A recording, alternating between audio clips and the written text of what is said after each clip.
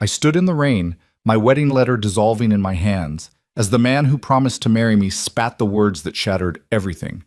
A barren woman has no place here. I was stranded, alone, humiliated, until a stranger with 9 children emerged from the mountain mist and offered me something I'd stopped believing in, a second chance.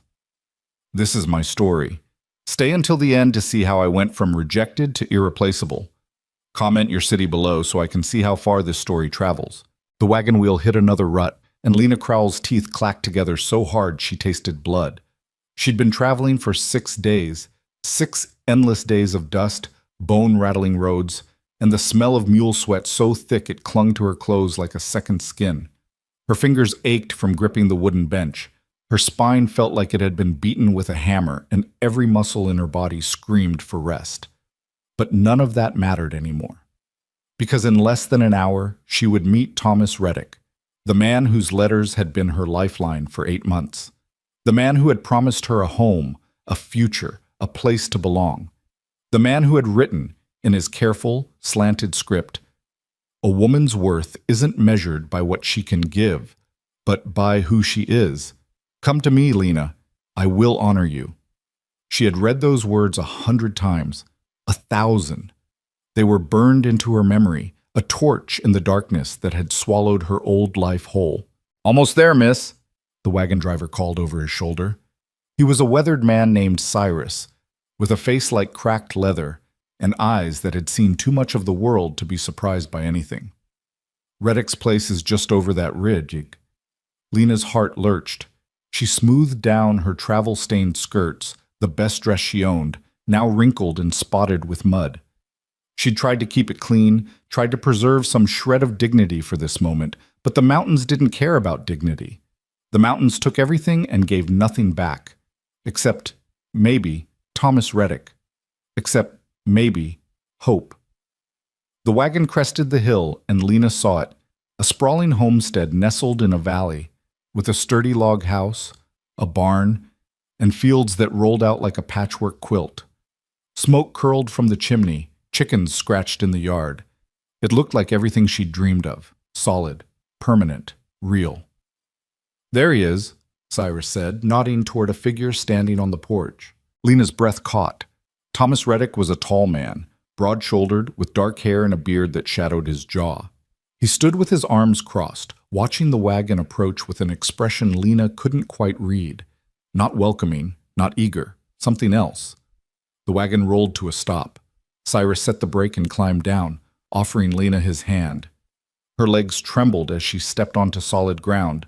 Whether from exhaustion or nerves, she couldn't say. "Mr. Reddick," Cyrus called out, touching the brim of his hat. "Got your package from Kenton Valley, safe and sound, just like you paid for." Thomas Reddick didn't move. His eyes, cold, gray, like stones pulled from a frozen river, fixed on Lena with an intensity that made her skin prickle. "Mr. Reddick?"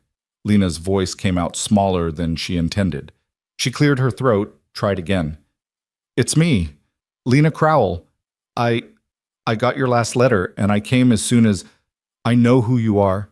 His voice was flat, empty, like a door slamming shut. Lena's smile faltered. I brought the things you asked for, the seeds and the fabric, and... Did you think I wouldn't find out?" The words hung in the air like a noose. Lena blinked. "Find out? I don't understand. Don't play stupid with me, woman." Thomas descended the porch steps, each footfall deliberate, heavy. "I had questions after your last letter, things you didn't say, things you danced around. So I wrote to your cousin in Kenton Valley, asked some direct questions." Ice flooded Lena's veins. "You wrote to Margaret?" "Damn right I did." He stopped 3 feet away, close enough that she could see the disgust twisting his features. "And she was real helpful. Told me everything I needed to know, about your marriage, about why it ended, about why you're really here. Thomas, please." Lena reached for him, but he jerked back like she was diseased. "Don't touch me." Cyrus shifted uncomfortably on the wagon seat. "Listen, folks, maybe I should..." "You can go," Thomas snapped. "Your job's done." "Now hold on." Cyrus looked at Lena, concern creasing his weathered face. Miss Crowell paid for passage both ways if things didn't work out. That was the agreement. Things aren't working out. Thomas's jaw clenched. But that's not my problem. Lena's world tilted. What are you saying? He finally looked at her, really looked at her, and the contempt in his eyes was like a physical blow. I'm saying you lied to me.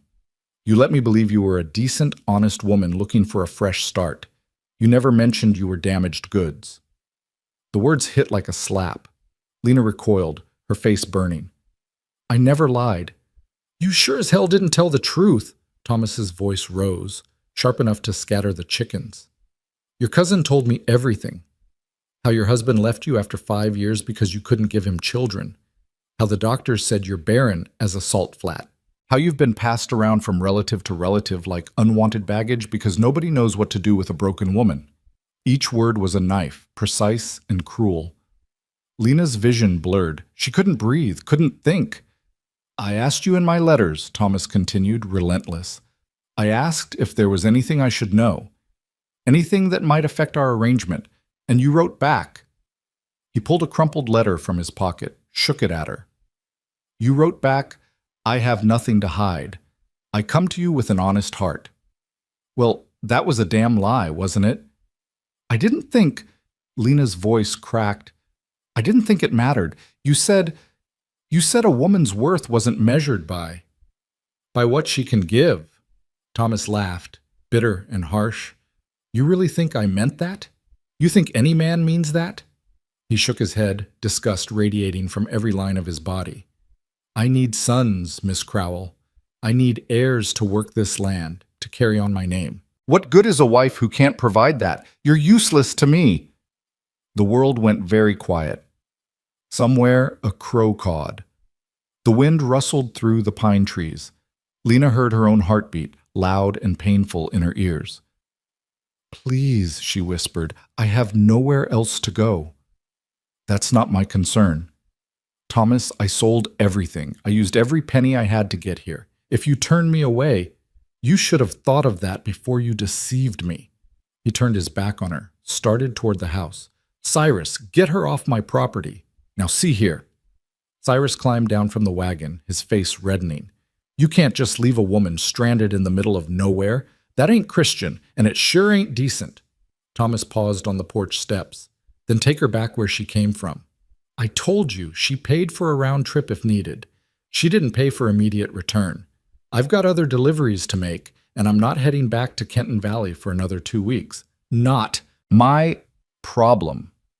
Thomas disappeared into the house. The door slammed with a finality that echoed across the valley. Lena stood frozen, her mind unable to process what had just happened.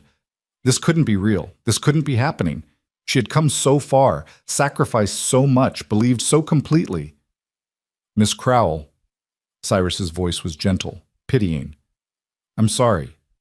I truly am. But I can't force the man to take you in, and I can't change my route. I've got contracts, obligations. I understand. The words came out mechanical, distant, like someone else was speaking with her mouth. There's a town about 15 miles north. Millbrook. Small place, but they've got a boarding house. Maybe you could... 15 miles? I could take you part way.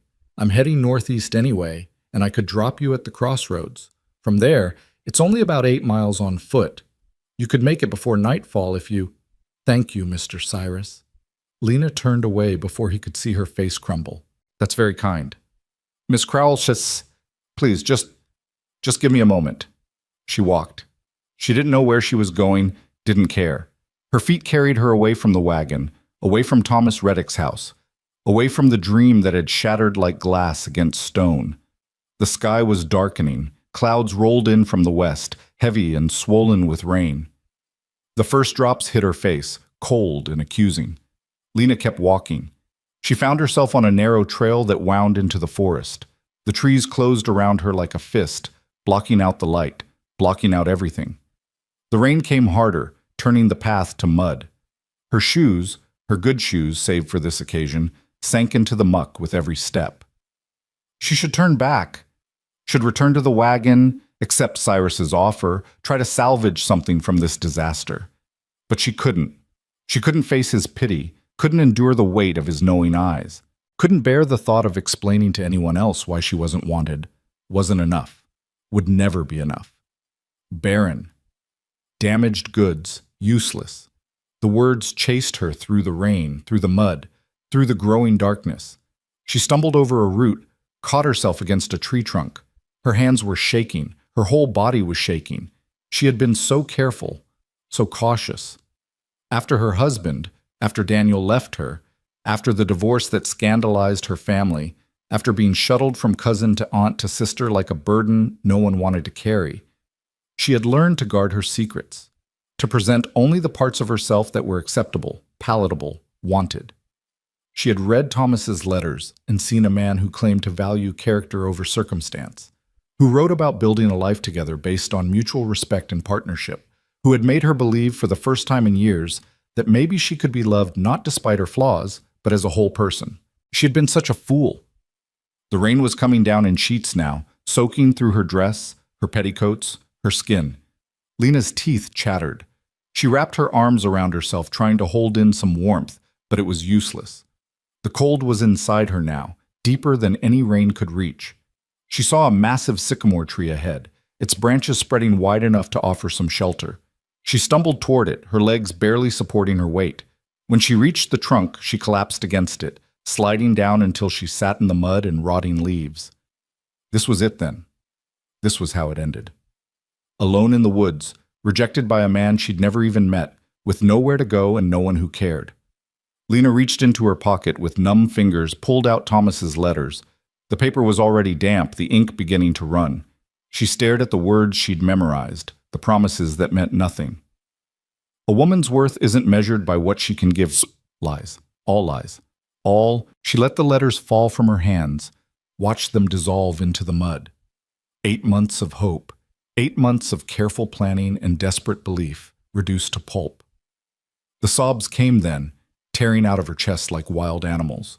She buried her face in her hands and cried, for the life she'd lost, for the future she'd never have, for the children she'd never bear, for every cruel word and pitying look and door closed in her face. She cried until she had nothing left, until she was hollow and empty, and so tired. The rain pounded down. The darkness thickened. Lena closed her eyes and let it all wash over her, wondering distantly if this was how she would die. Alone, unwanted, forgotten. And then she heard voices. Told you we should have taken the ridge path. The ridge path is twice as long, and we'd still be walking in this mess. Pa, I'm tired. I know, sweetheart. We're almost home. Lena's eyes snapped open. Through the rain and the gathering twilight, she saw movement on the trail. Figures approaching, several of them. She pressed herself against the tree trunk, suddenly aware of how she must look. Muddy, bedraggled, a wild woman in the woods. She should call out, should ask for help, but her voice was frozen in her throat. The figures came closer. A man led the group, tall and broad-shouldered, wearing a wide-brimmed hat that channeled the rain off to the sides. Behind him came children. Lena's confused mind tried to count them and gave up. So many children, ranging from teenagers to toddlers, all trudging through the mud with the weary determination of those who knew the journey wasn't over yet. The man stopped suddenly. His head turned, and even in the dim light, Lena saw him spot her. "Hold up," he said to the children. His voice was deep, calm, with a mountain drawl that softened the edges of his words. He approached slowly, cautiously, like someone trying not to spook a wounded animal. Lena couldn't move, couldn't speak, could only stare as he crouched down a few feet away, his face coming into view. He was younger than she'd expected from his voice, maybe 35, with dark hair curling under his hat and eyes that caught the fading light. His face was weathered, lined by sun and wind and hard work, but there was a gentleness in his expression that made something in Lena's chest crack open. "Ma'am," he said quietly. "You hurt?" Lena shook her head, then nodded, then shook her head again, because how could she explain that yes, she was hurt, but not in any way he could see or help? "You lost?" Another head shake. The man studied her for a long moment, taking in her sodden dress, her muddy shoes, the tear tracks on her face. Understanding dawned in his eyes. Not pity, but recognition. like he knew exactly what he was seeing. "You came for Reddick, didn't you?" Lena's breath hitched. "How did you—" "Saw the wagon pass earlier. Reddick's been talking in town about his mail-order bride coming." The man's jaw tightened. "I'm guessing it didn't go well."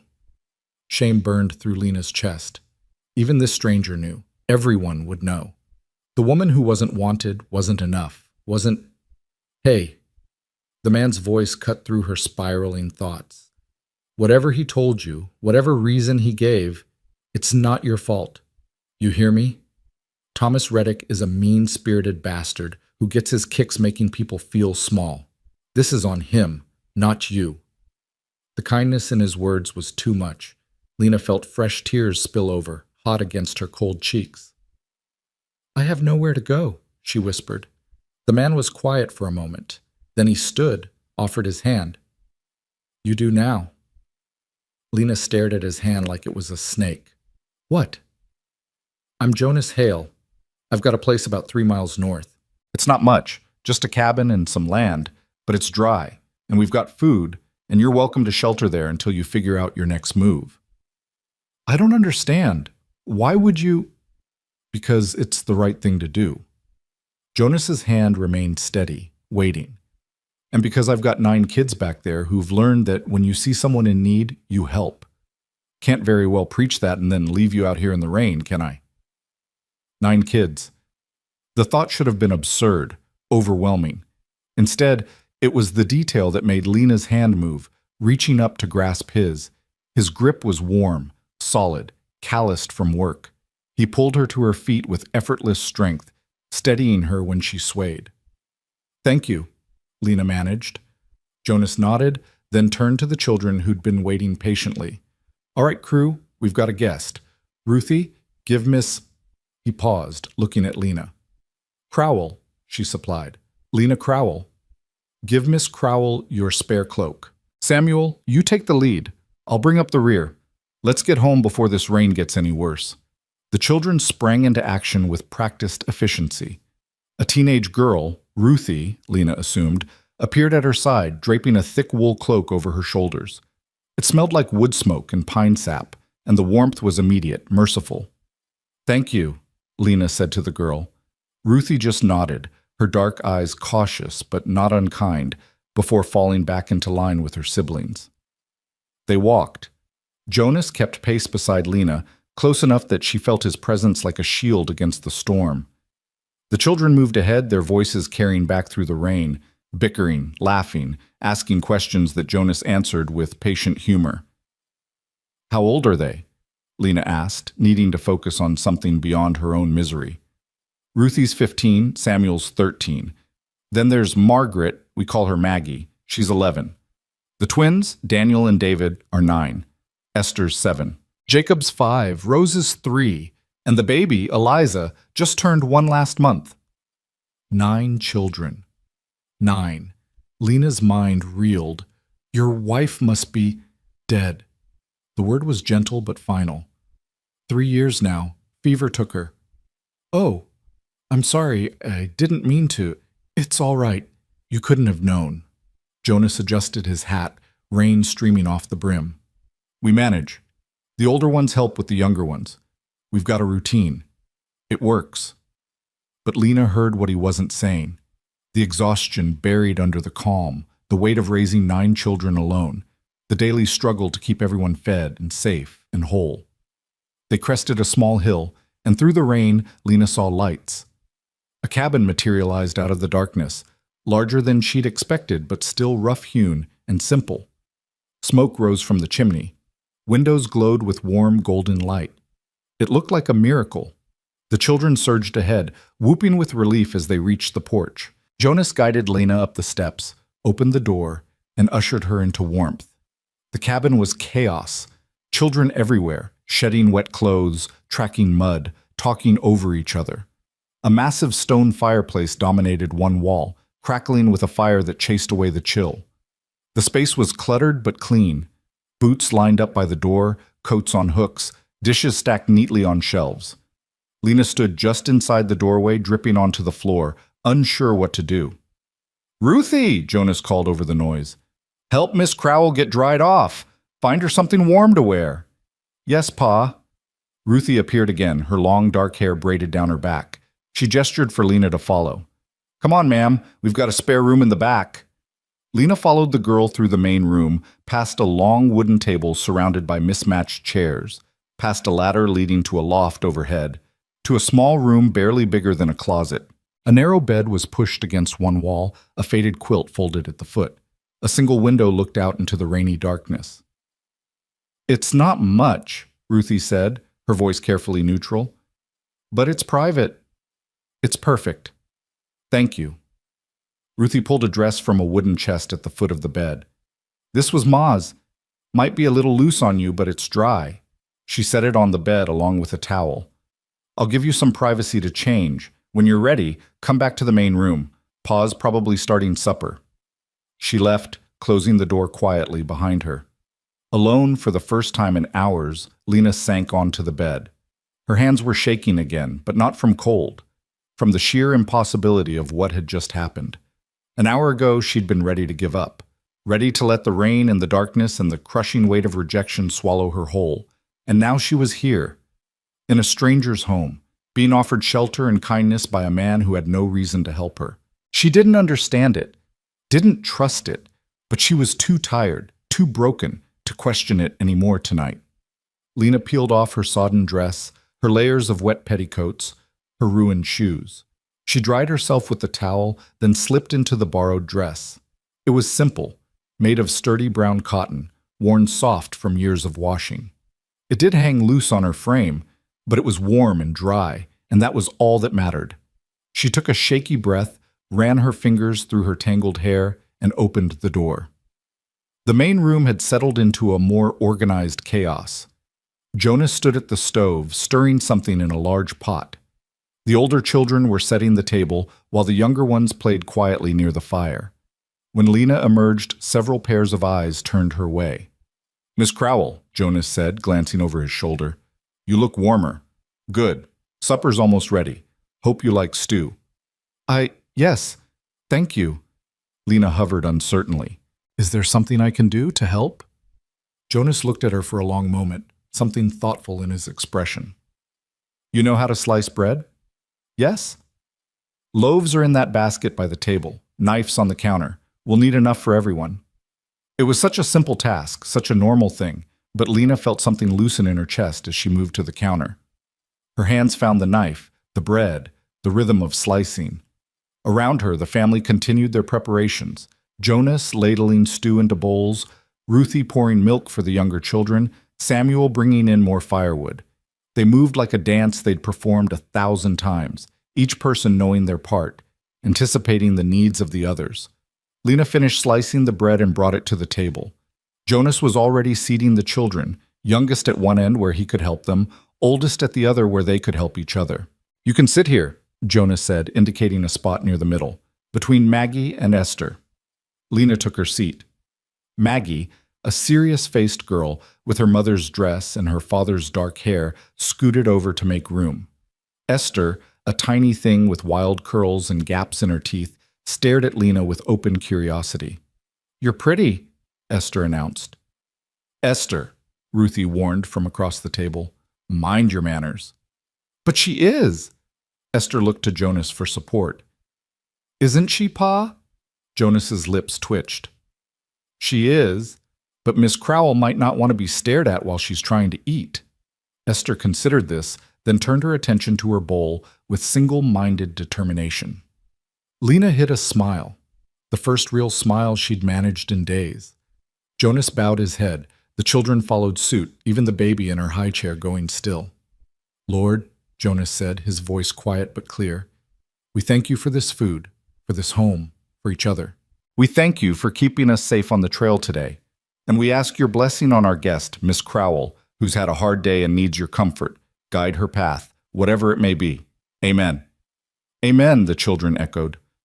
Lena's throat tightened. She couldn't remember the last time someone had prayed for her comfort, her path, her well-being. The meal was simple: venison stew with carrots and potatoes, thick slices of bread, fresh milk. But it was warm and filling, and Lena ate until the hollow ache in her stomach finally eased. Around her, the family talked. The boys discussed a fort they were building in the woods. Maggie complained about having to do extra chores because Samuel had shirked his. Ruthie quietly helped Rose eat without spilling. Jonas mediated disputes, answered questions, and somehow managed to eat his own supper in between. It was loud. It was messy. It was the most beautiful thing Lena had ever seen. After supper, the older children cleared the table while Jonas tended to the younger ones. Lena found herself washing dishes alongside Ruthie, their hands moving in companionable silence. "Pa says you came for Mr. Reddick," Ruthie said eventually, her voice carefully neutral. "Yes. I'm sorry it didn't work out." Lena glanced at the girl. Ruthie's face was closed, guarded, the face of someone who'd learned early to protect herself from disappointment. "So am I," Lena admitted. Ruthie was quiet for a moment, scrubbing at a stubborn spot on a bowl. "Are you going to stay? Or leave when the rain stops?" It was the question Lena had been avoiding all evening. She didn't have an answer, didn't know what tomorrow would bring, or the day after, or the day after that. "I don't know," she said honestly. Ruthie nodded, like this was the answer she'd expected. "Well, if you do stay, even just for a little while, it's nice having another woman around, just so you know." It was said so softly, so carefully, that Lena almost missed the longing underneath. This girl, barely 15, carrying the weight of a household on her shoulders, trying to be mother to her siblings, trying to be strong, trying to fill an impossible void. "It's nice being here," Lena said. "Just so you know." Ruthie's lips curved in the smallest of smiles before she ducked her head, focusing on the dishes again. By the time the kitchen was clean, the younger children were yawning. Jonas herded them upstairs to the loft, their voices drifting down through the ceiling, protests about bedtime, requests for stories, the shuffle of small feet. Lena stood by the fire, warming her hands, listening to the sounds of a family settling in for the night. It was foreign and familiar all at once, like a dream she'd had long ago and forgotten. Jonas came back downstairs, his shirt sleeves rolled up, his hair slightly disheveled from wrestling children into bed. "They'll be asleep in 10 minutes, he said. "The little ones, anyway. The older boys think they're going to read by candlelight, but they never make it past a page or two." "You have a beautiful family," Lena said. Jonas looked at her, something soft in his expression. "Thank you. They're good kids. A handful, but good." An awkward silence fell. Lena knew she should say something, should offer to leave in the morning, should thank him profusely for his hospitality, should explain herself, her situation, her plans. But she had no plans. No explanations that didn't sound pathetic. Nothing to offer but gratitude that felt inadequate in the face of such unexpected kindness. "Mr. Hale," she began. "Jonas," he corrected gently. "Jonas, I don't know how to thank you for what you did today. You didn't have to help me. You didn't even have to stop. But you did. And her voice cracked. She swallowed hard, tried again. "I want you to know that I won't be a burden. I'll leave as soon as I can figure out where to go. I just need a day or two to—" "Miss Crowell," Jonas held up a hand, stopping her. "You're not a burden, and you don't need to leave unless you want to. Stay as long as you need. Help out around here if it makes you feel better about it, but there's no debt to repay. Understood?" Lena stared at him, searching his face for the catch, the hidden expectation, the thing he wasn't saying. She found nothing but sincerity.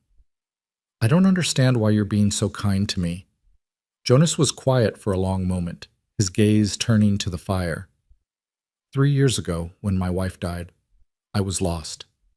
Didn't know how I was going to raise 9 kids on my own, keep the farm running, keep everyone fed and clothed and safe. Felt like I was drowning. He paused, his jaw working. The community showed up. Neighbors I barely knew brought food, helped with chores, watched the kids so I could get things done. They didn't ask for anything in return. They just helped because it was the right thing to do. He looked back at Lena. "I learned something that year. Sometimes people need help, and sometimes you're the one who can give it. Doesn't have to be more complicated than that." Tears pricked Lena's eyes again. She was so tired of crying, but she couldn't seem to stop. "You've been hurt," Jonas continued, his voice gentle. "I don't know the details, and you don't have to tell me. But I know what it looks like when someone's been kicked while they're down, and I won't do that to you, not ever." Lena nodded, not trusting her voice. Jonas moved toward the stairs, paused with his foot on the bottom step. "Get some rest, Miss Crowell. Tomorrow will look better. It always does." He disappeared up the ladder, leaving Lena alone with the crackling fire and the warm, solid walls of a home that wasn't hers but had offered her shelter anyway. She returned to the small back room, closed the door, and sat on the edge of the bed. The quilt beneath her hands was worn, patched in places, but clean and soft. The window showed nothing but darkness and rain. Lena lay down, pulled the quilt over herself, and stared at the ceiling. This morning, God, was it only this morning? She had been full of hope. Nervous, yes, but hopeful. Ready to start a new life with a man she'd never met but had learned to trust through careful, thoughtful letters. That hope had been crushed within minutes of her arrival, crushed so thoroughly that she genuinely believed it was over, that she was done. And yet here she was, in a stranger's home, surrounded by a family that wasn't hers, being offered kindness she hadn't earned and didn't deserve. It didn't make sense. But maybe, Lena thought as exhaustion finally pulled her under, maybe it didn't have to make sense. Maybe, just for tonight, it was enough that she was warm and safe and not alone. Outside, the rain continued to fall, washing away the mud and the tears and the shattered pieces of the day. And inside, in a tiny room at the back of a mountain cabin, Lena Crowell closed her eyes and let herself hope, just a little, that tomorrow might bring something other than more heartbreak. Lena woke to the sound of children arguing. For a moment she lay disoriented in the unfamiliar bed, staring at rough wooden beams overhead that weren't hers, wrapped in a quilt that smelled of lavender and wood smoke. Then memory crashed back. The rejection, the rain, Jonas Hale and his 9 children appearing like something out of a fever dream. She sat up slowly, every muscle protesting. The borrowed dress was twisted around her legs and her hair hung in tangled waves down her back. Through the small window, pale morning light filtered through dissipating clouds. The storm had passed. The arguing grew louder. "My turn to feed the chickens. You did it yesterday. Pa said we're supposed to take turns." "That's because you were sick last week and I had to do your chores and mine." Lena rose, smoothed down her dress as best she could, and opened the door. The main room was already alive with activity. Jonas stood at the stove, flipping flapjacks with practiced efficiency while simultaneously settling a dispute between the twins. Ruthie was braiding Rose's hair. Samuel was trying to convince his father he was old enough to take the wagon to town alone. The baby, Eliza, banged a wooden spoon against her high chair with rhythmic determination. No one noticed Lena at first. She stood in the doorway watching this choreographed chaos with something like awe. In her old life, in her marriage to Daniel, mornings had been silent, tense affairs. Her husband reading his newspaper, her moving quietly so as not to disturb him, both of them existing in the same space without really touching. This was different. This was noise and life and energy bouncing off every wall. "Miss Crowell!" Esther spotted her first, waving enthusiastically from her seat at the table. "You're awake. Pa made flapjacks. Do you like flapjacks? I like them best with honey, but Jacob likes molasses, and—" "Esther, breathe," Ruthie said mildly, tying off Rose's braid. Jonas turned from the stove, a slight smile playing at his lips. "Morning. Hope the noise didn't wake you too early." "No, Lena realized with a start that she'd slept through the entire night. No waking in the dark, no lying awake replaying her failures, no tears soaking her pillow, just deep, dreamless sleep. "I slept well, thank you." "Good. You looked like you needed it." He gestured to the table with his spatula. "Sit. Breakfast is almost ready." Lena moved to take the same seat as last night between Maggie and Esther. The little girl immediately scooted closer, chattering about the tadpoles she'd found in the creek, and could she keep them as pets, and would they turn into frogs if she waited long enough? "Yes, they'll turn into frogs," Lena answered, feeling steadier on this safe ground of simple questions. "But they need water, lots of it, and special food." Esther's eyes went wide. "What kind of special food?" "Algae, mostly, and tiny insects." "We have lots of insects." Esther bounced in her seat. "Jacob found a beetle yesterday that was this big." She spread her hands improbably wide. "It was not that big." Jacob protested from across the table. It was just a regular beetle. Was too that big. Tell her, Maggie.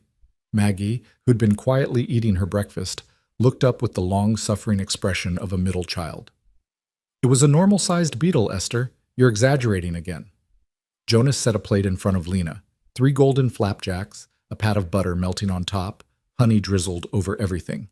The smell alone made her stomach rumble. Thank you, she said. He nodded, already moving to serve the next child. Lena watched him work. The easy way he moved between stove and table, how he knew without asking that Daniel liked his flapjacks cut into squares and David preferred his whole. How he automatically gave Ruthie an extra because she never took enough for herself. This was a man who knew his children, who paid attention. Lena ate slowly, savoring each bite. Around her, breakfast continued in its chaotic rhythm. Samuel reminded his father about the fence that needed mending in the north pasture. Ruthie mentioned they were running low on flour and sugar. The twins argued about whose turn it was to collect eggs until Jonas settled it with the patience of Solomon. After breakfast, Jonas announced, raising his voice to be heard over the din, Samuel and I will work on the fence. Ruthie, you're in charge of the little ones. Maggie, I need you to weed the vegetable garden. Twins, you're on firewood duty, and I mean actual work, not building elaborate forts in the woodpile. But Pa, Daniel started. No forts. Not today. We need that wood stacked properly before the next rain. The boys subsided into grumbling but didn't argue further. Jonas's gaze landed on Lena. Miss Crowell, you're welcome to rest today. Get your bearings. Or if you'd rather keep busy, I'm sure Ruthie could use an extra pair of hands with the children. I'd like to help, Lena said immediately. The thought of sitting alone in that small room with nothing to do but think about her situation was unbearable. Whatever you need. Something approving flickered in Jonas's eyes. Ruthie? The girl looked up from cutting Rose's flapjacks into small bites. The washing needs doing, and Rose needs a bath. She got into the mud yesterday, and someone should probably check on the chickens because I heard them making a fuss earlier. I can do all of that, Lena offered. Ruthie's expression was carefully neutral, but Lena saw the relief underneath. This girl carried too much, too young. After breakfast, the family scattered to their various tasks. Jonas and Samuel headed out with tools and determined expressions. The twins trudged toward the woodpile with exaggerated reluctance. Maggie gathered her gardening supplies, and Ruthie herded the younger children, Esther, Jacob, Rose, and baby Eliza, into something resembling order. The washtub is out back, Ruthie told Lena. I already drew water this morning, but it'll need heating, and Rose... She turned to the 3-year-old who was already trying to escape toward the door. You need a bath, little miss. No arguments. Rose's lower lip jutted out. Don't want a bath. You're covered in mud from yesterday. You need a bath. No! Lena knelt down to Rose's level, remembering the tricks she'd learned with her nieces and nephews during those awkward years of being passed between relatives. What if we make it fun? We could use that nice soap that smells like flowers. And afterward you can help me feed the chickens. Rose considered this, her small face serious. The chickens are scary.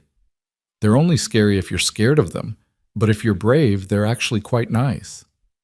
I'm brave, Rose declared, puffing out her chest. Then a brave girl shouldn't be afraid of a little bath, should she? Rose thought about this logic for a long moment, then sighed dramatically. Okay, but I want the flower soap. Deal. Ruthie stared at Lena with something like wonder. How did you... She never agrees that easily. Lena smiled. I had practice with stubborn children a long time ago. She didn't elaborate, and Ruthie didn't press. Instead, the girl showed Lena where everything was kept. The soap, the towels, the clean clothes for Rose. Then she disappeared with the other children, leaving Lena to manage the bath time battle alone.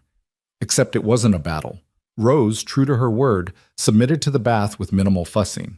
Lena heated water, filled the small tub, and gently scrubbed away layers of dirt while Rose played with a wooden duck and talked nonsense about her imaginary friend who lived in the barn. His name is Mr. Whiskers, but he's not a cat, Rose explained seriously. He's a horse, a very small horse. I see. And does Mr. Whiskers like living in the barn? Yes, but he gets lonely sometimes. That's why I visit him. Lena's throat tightened. This little girl, who'd lost her mother so young had created a friend to keep her company in her loneliness. It was heartbreaking and resilient all at once. "Well, I'm sure Mr. Whiskers is very grateful for your visits," Lena said softly. After the bath, Lena dressed Rose in clean clothes and braided her damp hair. The little girl submitted to this with surprising patience, occasionally reaching up to touch the braid taking shape. "You do it different than Ruthie," Rose observed. "Different bad or different good?" "Just different," Rose paused. "I like it." Something warm bloomed in Lena's chest. Such a small thing, a child's approval, but it felt enormous. They checked on the chickens next.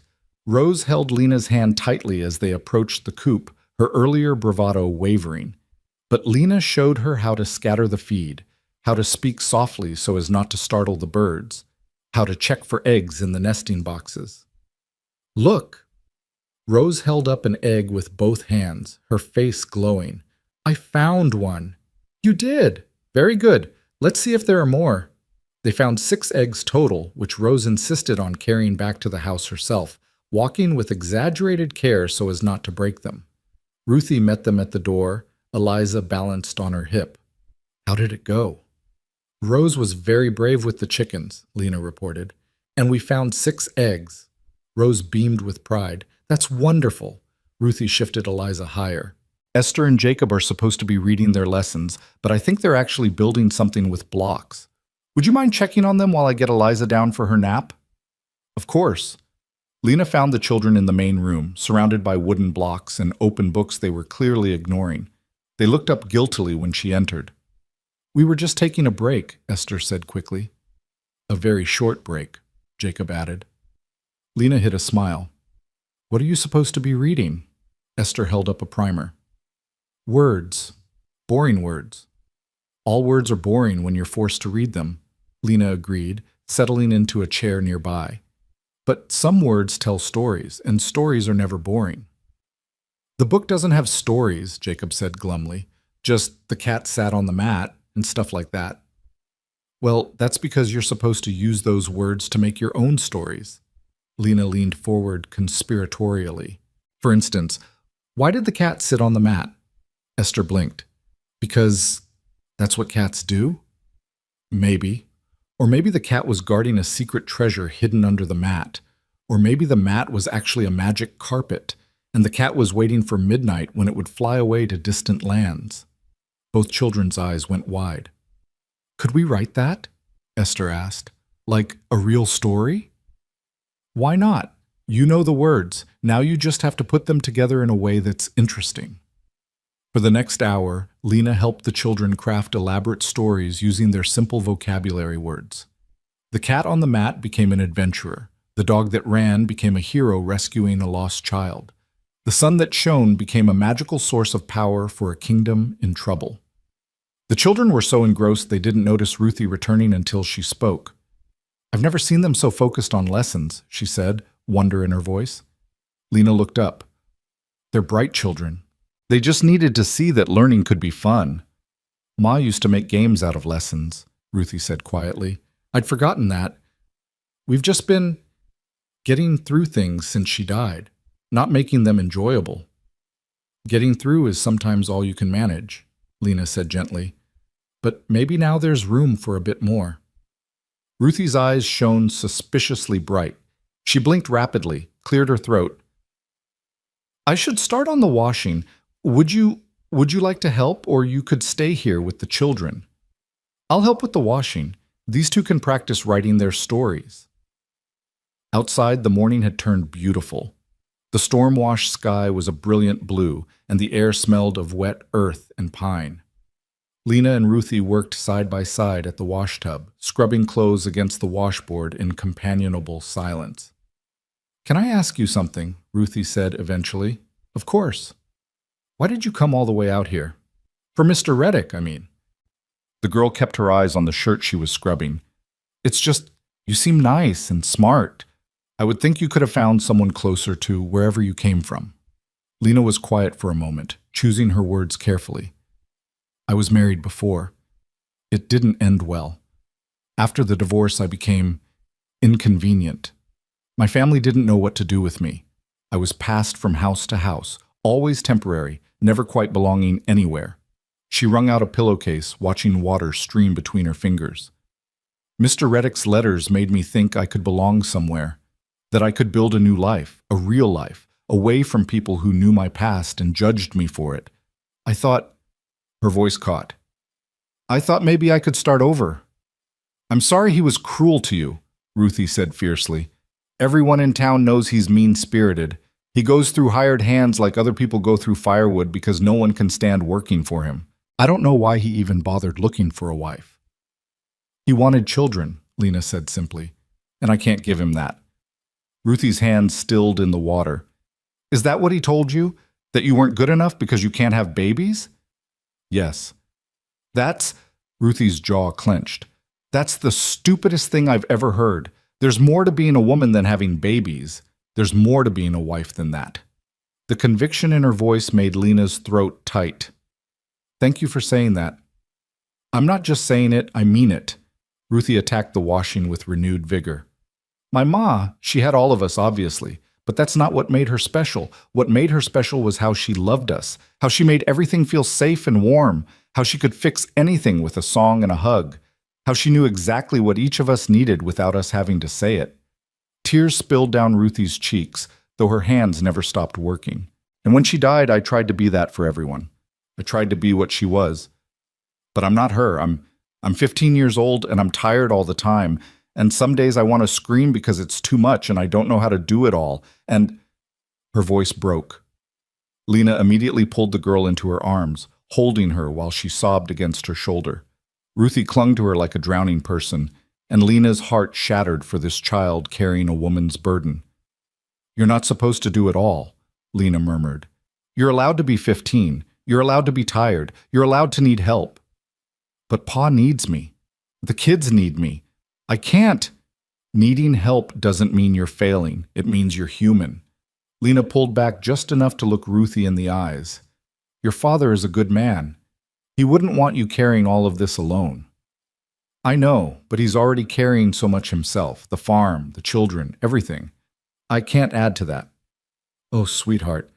Lena tucked a strand of hair behind Ruthie's ear. You're not a burden to him. You're his daughter. And daughters aren't supposed to sacrifice themselves to make things easier for everyone else. Ruthie wiped her eyes roughly. I'm sorry. I don't know why I'm telling you all this. You're a guest, and I shouldn't. I'm glad you told me, and for what it's worth, I think you're doing an incredible job. But you don't have to do it alone anymore. Not while I'm here. Something cautiously hopeful flickered across Ruthie's face. How long will you be here? It was the same question Ruthie had asked last night, and Lena still didn't have an answer. She didn't know what came next, didn't know where she would go or what she would do. The future stretched ahead like unmapped territory. But looking at this girl, this brave, exhausted, fierce girl who'd opened up to her, Lena felt something shift inside her chest. I don't know, she admitted. But for as long as I am here, you can count on me, all right? Ruthie nodded, sniffling. Then she straightened her shoulders, wiped her face one last time, and returned to the washing. We should finish this before lunch. Pa and Samuel will be back soon, and they'll be hungry. They worked in silence after that, but it was different now. Easier, like something had been acknowledged and accepted between them. By the time Jonas and Samuel returned, the washing was done and hanging on lines strung between trees. Lena had also managed to put together a simple lunch, leftover biscuits, cold ham, cheese, and fresh radishes from the garden that Maggie had harvested. Jonas surveyed the spread, then looked at Lena with raised eyebrows. You didn't have to do all this. I wanted to help. You said so yourself. I said you were welcome to rest. I've had enough rest. It was true. After months of being shuffled between relatives, of being made to feel like an imposition in every house she entered, it felt good to be useful, to contribute, to matter. The family gathered for lunch, and Lena found herself relaxing into the rhythm of it. The teasing between siblings, the way Jonas mediated disputes with quiet authority, the little ones vying for attention. It was messy and loud and imperfect. It was wonderful. Miss Crowell helped us write stories, Esther announced around a mouthful of biscuit. I wrote about a magic cat. And I wrote about a hero dog, Jacob added. Did you now? Jonas looked at Lena with interest. That's quite an accomplishment. They did all the work, Lena demurred. I just helped them see that they could. She made learning fun, Ruthie said, like Ma used to. A hush fell over the table. The children exchanged glances. Jonas went very still. Ruthie's eyes widened. I wasn't trying to say. It's all right. Jonas's voice was gentle. It's good to remember your Ma, to remember how she did things. That's not something to apologize for. He looked at Lena then, and there was something in his expression she couldn't quite name. Gratitude, maybe, or recognition. Thank you, he said simply, for helping today. It was my pleasure. After lunch, Jonas returned to his work, taking Samuel with him. The afternoon stretched ahead, filled with the endless small tasks that kept a household running. Lena threw herself into them, mending torn clothes, sweeping floors, helping Maggie in the garden, playing quiet games with the little ones, while Ruthie finally had a moment to herself. As the sun began its descent toward the mountains, Lena found herself in the garden, pulling weeds alongside Maggie. The girl worked with methodical precision, her small hands efficient and sure. Do you miss your old home? Maggie asked suddenly. Lena considered the question. Parts of it. I miss the familiarity, knowing where everything was, having a routine. But not the people? No, Lena admitted. Not most of them. Maggie was quiet for a moment, uprooting a stubborn dandelion. People used to look at us different after Ma died, like we were broken, like they felt sorry for us but didn't really want to get too close. That must have been hard. It was. Still is sometimes. Maggie sat back on her heels, squinting against the lowering sun. But Pa says feeling sorry for someone and actually helping them are two different things. Most people feel sorry. Not many people help. Your father is a wise man. He tries. Maggie returned to weeding. He makes mistakes sometimes, gets tired, gets sad. But he never gives up on us, never makes us feel like we're too much trouble. Unlike your family, Lena heard in the unspoken words. Unlike the people who made you feel like a burden. You're lucky to have him, Lena said. I know. Maggie pulled another weed. Are you going to stay? It was becoming a refrain, everyone asking, no one quite believing she might. Would you like me to? Maggie shrugged with the studied nonchalance of an 11-year-old trying not to show she cared. It's nice having you here. You make Ruthie smile more. And Esther hasn't talked about missing Ma at bedtime since you came. Lena's chest tightened. That's only been 2 nights.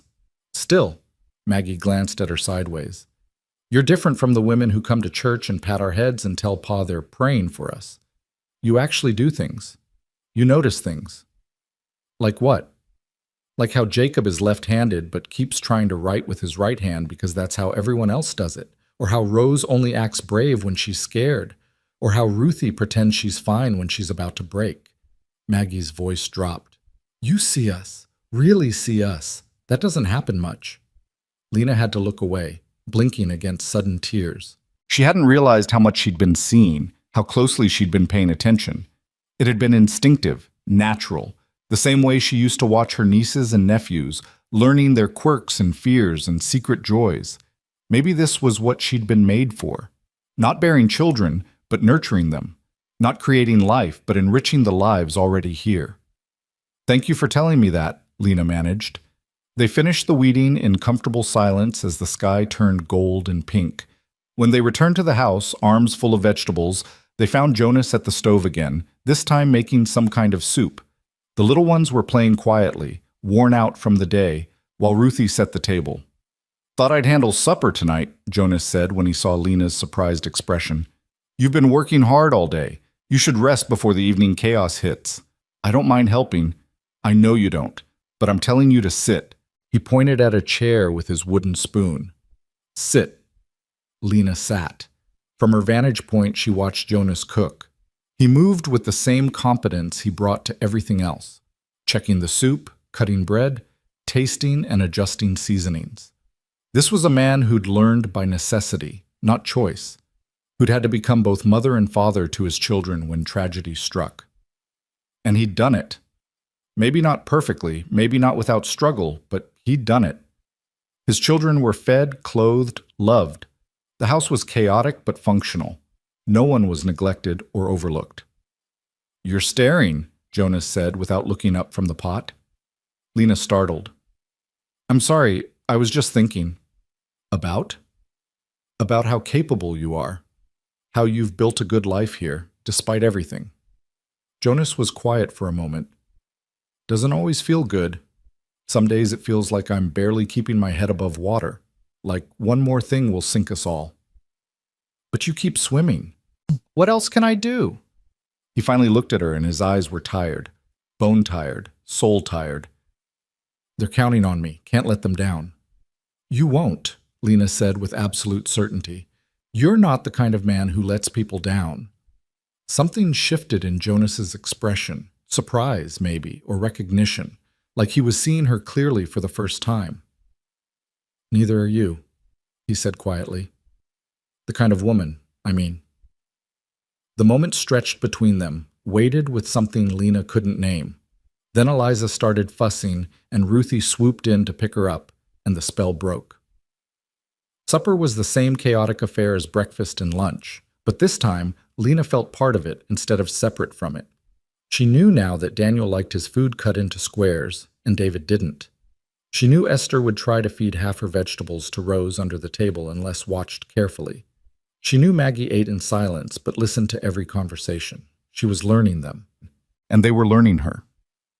After supper, after dishes, after the children were bathed and read to and tucked into bed, Lena found herself alone with Jonas again. They sat by the fire, the house finally quiet, the weight of the day settling over them like a blanket. "Thank you for today," Jonas said, "for helping, for being patient with the children, for—" He paused, searching for words. "For fitting in so easily. That's rare." "They're easy to love," Lena said simply. Jonas studied her face in the firelight. "Reddick's a fool." "What?" "For turning you away. For making you think you weren't enough." His voice was fierce, protective. "He's a fool, and you're better off without him." Lena's throat went tight. "You don't know me well enough to say that." "Don't I? I've watched you for 2 days now. I've seen how you are with children, patient, creative, genuinely interested in them as people. I've seen you work without complaint, help without being asked, adapt to a strange household like you've always been part of it." He leaned forward, elbows on his knees. "So yes, I do know enough to say Thomas Reddick is a fool, and whatever he told you about your worth was a lie." Tears spilled down Lena's cheeks before she could stop them. "He said I was damaged goods, useless, that no man would want a barren woman. Then he's not a man. He's a coward, hiding behind cruel words." Jonas's jaw clenched. A real man sees worth beyond biology, sees the whole person, not just what they can provide. And any man worth his salt would be damn lucky to have you. The words broke something open inside Lena, some last desperate grip on the shame and worthlessness that had defined her for so long. She covered her face with her hands and sobbed. Jonas moved to sit beside her, close but not touching. "I'm sorry. I didn't mean to make you cry." "You didn't. I mean, these are good tears, I think." Lena lowered her hands, tried to smile through the wetness. "No one's ever said anything like that to me before. Daniel certainly never did. He blamed me for everything, for not getting pregnant, for not being the wife he wanted, for disappointing him. And when he left, I believed him. I believed it was all my fault. It wasn't. I know that now. Logically, I know. But believing it here," she pressed a hand to her heart. "That's harder." "It takes time," Jonas said gently. "Healing always does." They sat in silence for a while, watching the fire burn down to embers. Lena felt wrung out but lighter somehow, like something poisonous had been lanced and drained away. "Can I ask you something?" she said eventually. "Anything." "Why did you stop? That first night, in the rain. You had 9 children with you. You were trying to get home before dark. You had every reason to just keep walking. Why did you stop for me?" Jonas was quiet for a long moment. "Because I saw myself 3 years ago.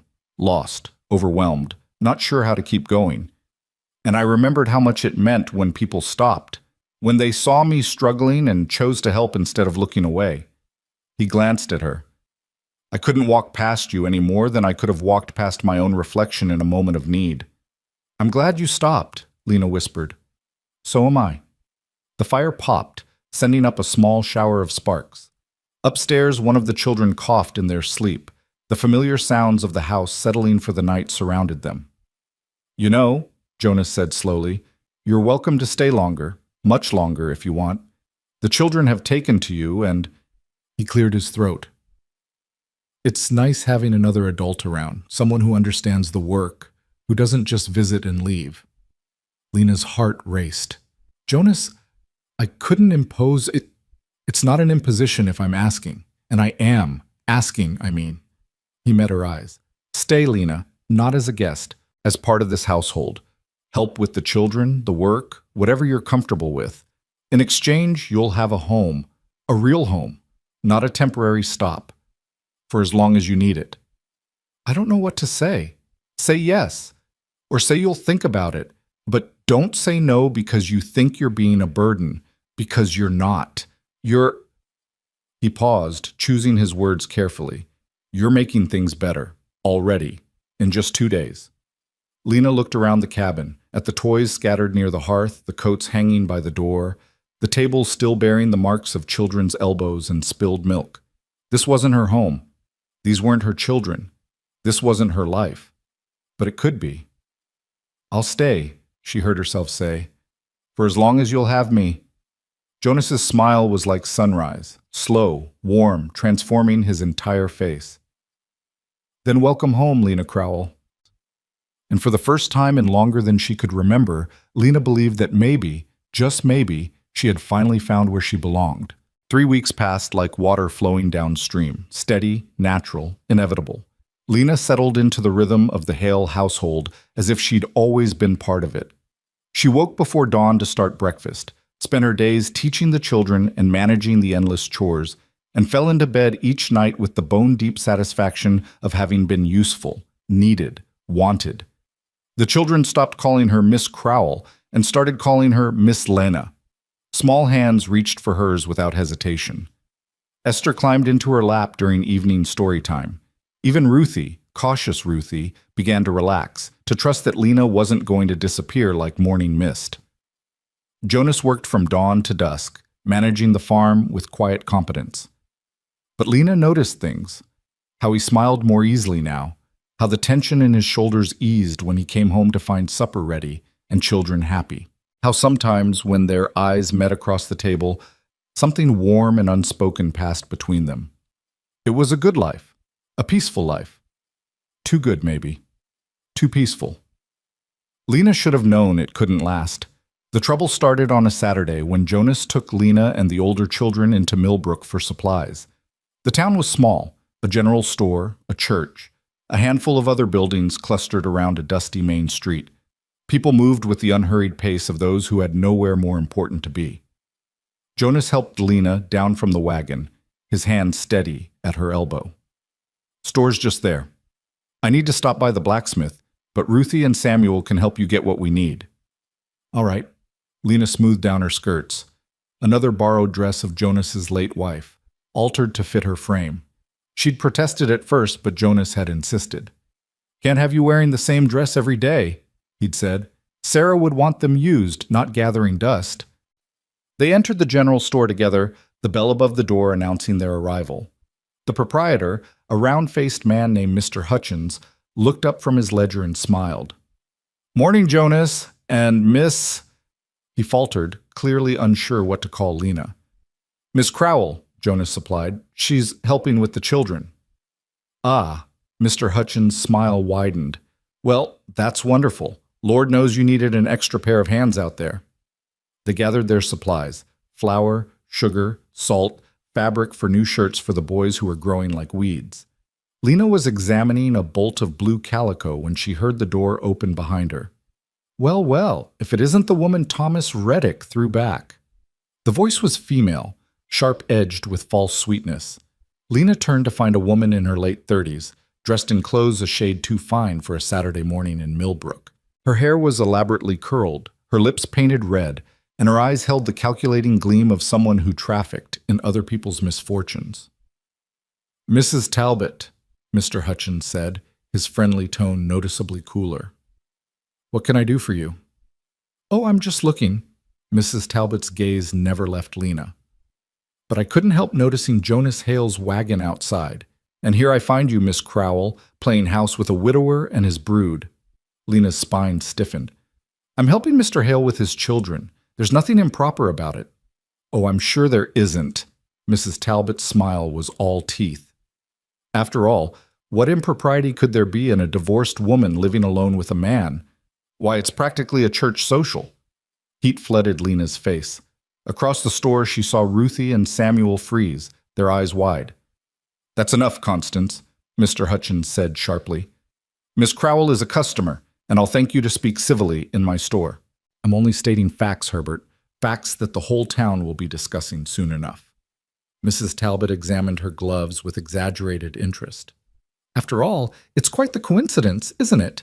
A desperate woman shows up claiming Thomas rejected her, and next thing we know, she's installed herself in another man's home.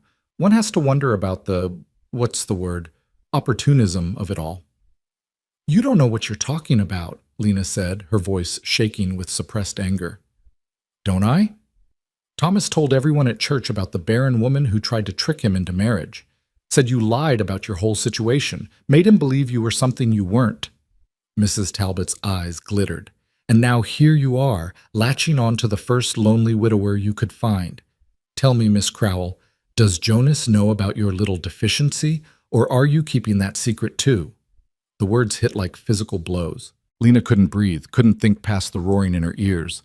"Jonas knows everything," Ruthie said suddenly, stepping forward. Her young face was flushed with fury. "And he doesn't care about your nasty gossip, Mrs. Talbot. None of us do." "Oh, sweetheart." Mrs. Talbot's tone dripped with condescension. "You're too young to understand. But mark my words, this woman is using your father. And when she's gotten what she wants, she'll move on to the next fool willing to take her in." "That's a lie." Samuel's hands were clenched into fists. "Miss Lena isn't like that." "Samuel, Ruthie." Lena reached for them, trying to calm the situation before it escalated further. The door banged open. Jonas strode in, taking in the scene with sharp eyes. "What's going on here?" "Jonas!" Mrs. Talbot's expression shifted to something resembling sympathy. "I was just expressing my concerns about your arrangement. As a friend, you understand. People are talking, and I thought you should know." "Let them talk." Jonas's voice was cold, flat.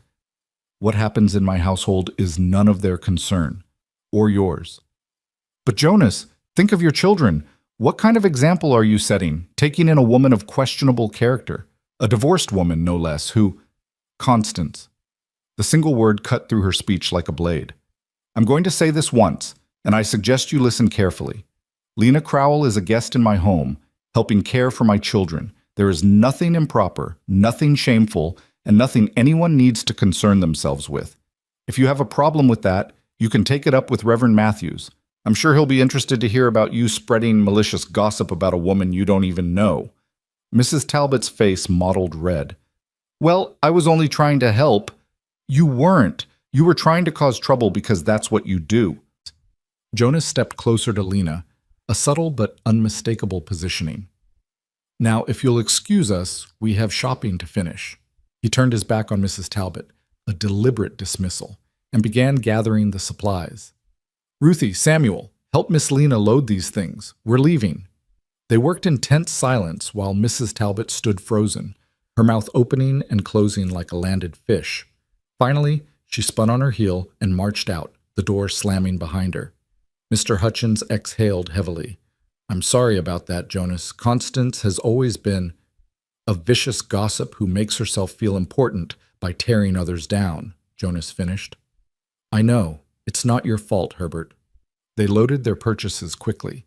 Lena's hands shook as she carried packages to the wagon, mortification burning through her veins. She'd brought this on Jonas, on his children. Her presence, her past, her failures, they were poisoning the peace he'd built. The ride home was silent. The children sensed the adults' moods and stayed quiet, even the little ones subdued. Lena stared at her hands, shame coiling in her stomach like a snake. When they reached the cabin, Jonas unhitched the horses while the children scattered to their chores. Lena moved to help unload supplies, but Jonas caught her arm gently. "Leave it. We need to talk." Dread filled her chest. "Jonas, I'm so sorry. I never meant to bring trouble to your door. If I'd known that woman would—" "This isn't about Constance Talbot." Jonas guided her to the porch steps, and they sat side by side. "This is about you thinking you're responsible for other people's cruelty." But she was right about some things. People will talk. About me living here, about my past, about— Let them talk. Jonas's voice was firm. "Lena, look at me." She raised her eyes to his. "I don't care what Constance Talbot thinks. I don't care what the whole town thinks. What matters is what's true. And the truth is that you've been a blessing to this family. The children adore you. The house runs smoother. Everyone's happier. Those are facts. Everything else is just noise." "But what about your reputation? The children's reputation? If people think there's something improper, then they're fools." Jonas's jaw set stubbornly. "There's nothing improper about helping each other. Nothing shameful about providing shelter to someone who needs it. And anyone who suggests otherwise can answer to me." Lena wanted to believe him, wanted to accept his words and let go of the shame eating at her. But she'd lived too long with judgment, with whispered condemnation, with being made to feel like her very existence was an imposition. "What did she mean about Thomas telling everyone?" Lena asked quietly. "About me being barren? About lying to him?" Jonas's expression darkened. "He's been running his mouth at church, telling anyone who'll listen about the deceitful woman who tried to trap him into marriage, making himself out to be the victim. Maybe he is. Maybe I should have told him." "Don't." Jonas's hand covered hers, warm and solid. "Don't you dare take on his shame. Whatever Thomas Reddick told people, whatever lies he's spreading, that's on him, not you." "But, Lena." Jonas waited until she met his eyes again. "There's something you should know, something I found out this week when I was in town talking to Doc Morrison." A chill ran down Lena's spine. "What?" "Thomas Reddick can't have children. Never could. Doc Morrison treated him years ago for an infection that left him sterile. The whole story about you being barren, about that being why he rejected you, it was all projection. He blamed you for his own inadequacy." The world tilted. Lena gripped the porch railing, her breath coming in short gasps. "What?" "He lied, Lena. He rejected you and publicly humiliated you to cover up his own shame. You weren't the problem. You never were." The information crashed over her like a wave, drowning out thought. All those years of believing Daniel when he said she was broken, all the shame, the guilt, the certainty that something fundamental was wrong with her. And now this. The man who'd confirmed her worst fears about herself had been lying the whole time. "I don't understand," she whispered. "Why would he do that? Why bring me all the way here just to—" "Because men like Thomas Reddick need someone to blame for their failures," Jonas said quietly. "He probably did want a wife, someone to cook and clean and tend his house. But when he realized people might eventually figure out he couldn't father children, he needed a scapegoat. You were convenient." Rage bloomed in Lena's chest, hot and purifying. "He destroyed me, made me believe I was worthless, made the whole town think I was a liar and a fraud. And it was all to protect himself?" "Yes." Lena stood abruptly, pacing the porch. Her mind raced, piecing together the cruelty of it. Thomas's careful questions in his letters, fishing for information he could use. His cousin Margaret's betrayal, sharing Lena's private struggles. The calculated humiliation in front of Cyrus, ensuring there would be a witness to spread the story. It had all been planned, deliberate, malicious. "I want to confront him," she said. "I want to march over there and tell him exactly what I think of him and his lies." "I understand that, but confronting him won't change anything. He'll just deny it or twist it around somehow." "Then what am I supposed to do? Just let him keep spreading lies about me?" Jonas was quiet for a moment. "We could talk to Reverend Matthews, explain the situation. The Reverend has influence in this community. If he knows the truth, and what good will that do, Mrs.? Talbot was right about one thing. People love gossip more than truth. Even if the Reverend believes me, half the town won't. Maybe not at first, but truth has a way of winning out eventually. Lena wanted to believe that, wanted to think justice and truth mattered more than lies and gossip, but experience had taught her otherwise. Before she could respond, Ruthie appeared in the doorway. "Pa, Miss Lena, there's someone coming up the road." Jonas stood, his expression shifting to something wary. "Expecting anyone?" "No." They moved to the yard as a horse and rider came into view. The man was middle-aged, dressed in a fine suit that marked him as someone from the city, not a local farmer. He dismounted with practiced ease, tying his horse to the fence post. "Mr. Hale." His accent was refined, educated. "My name is Reed Mercer.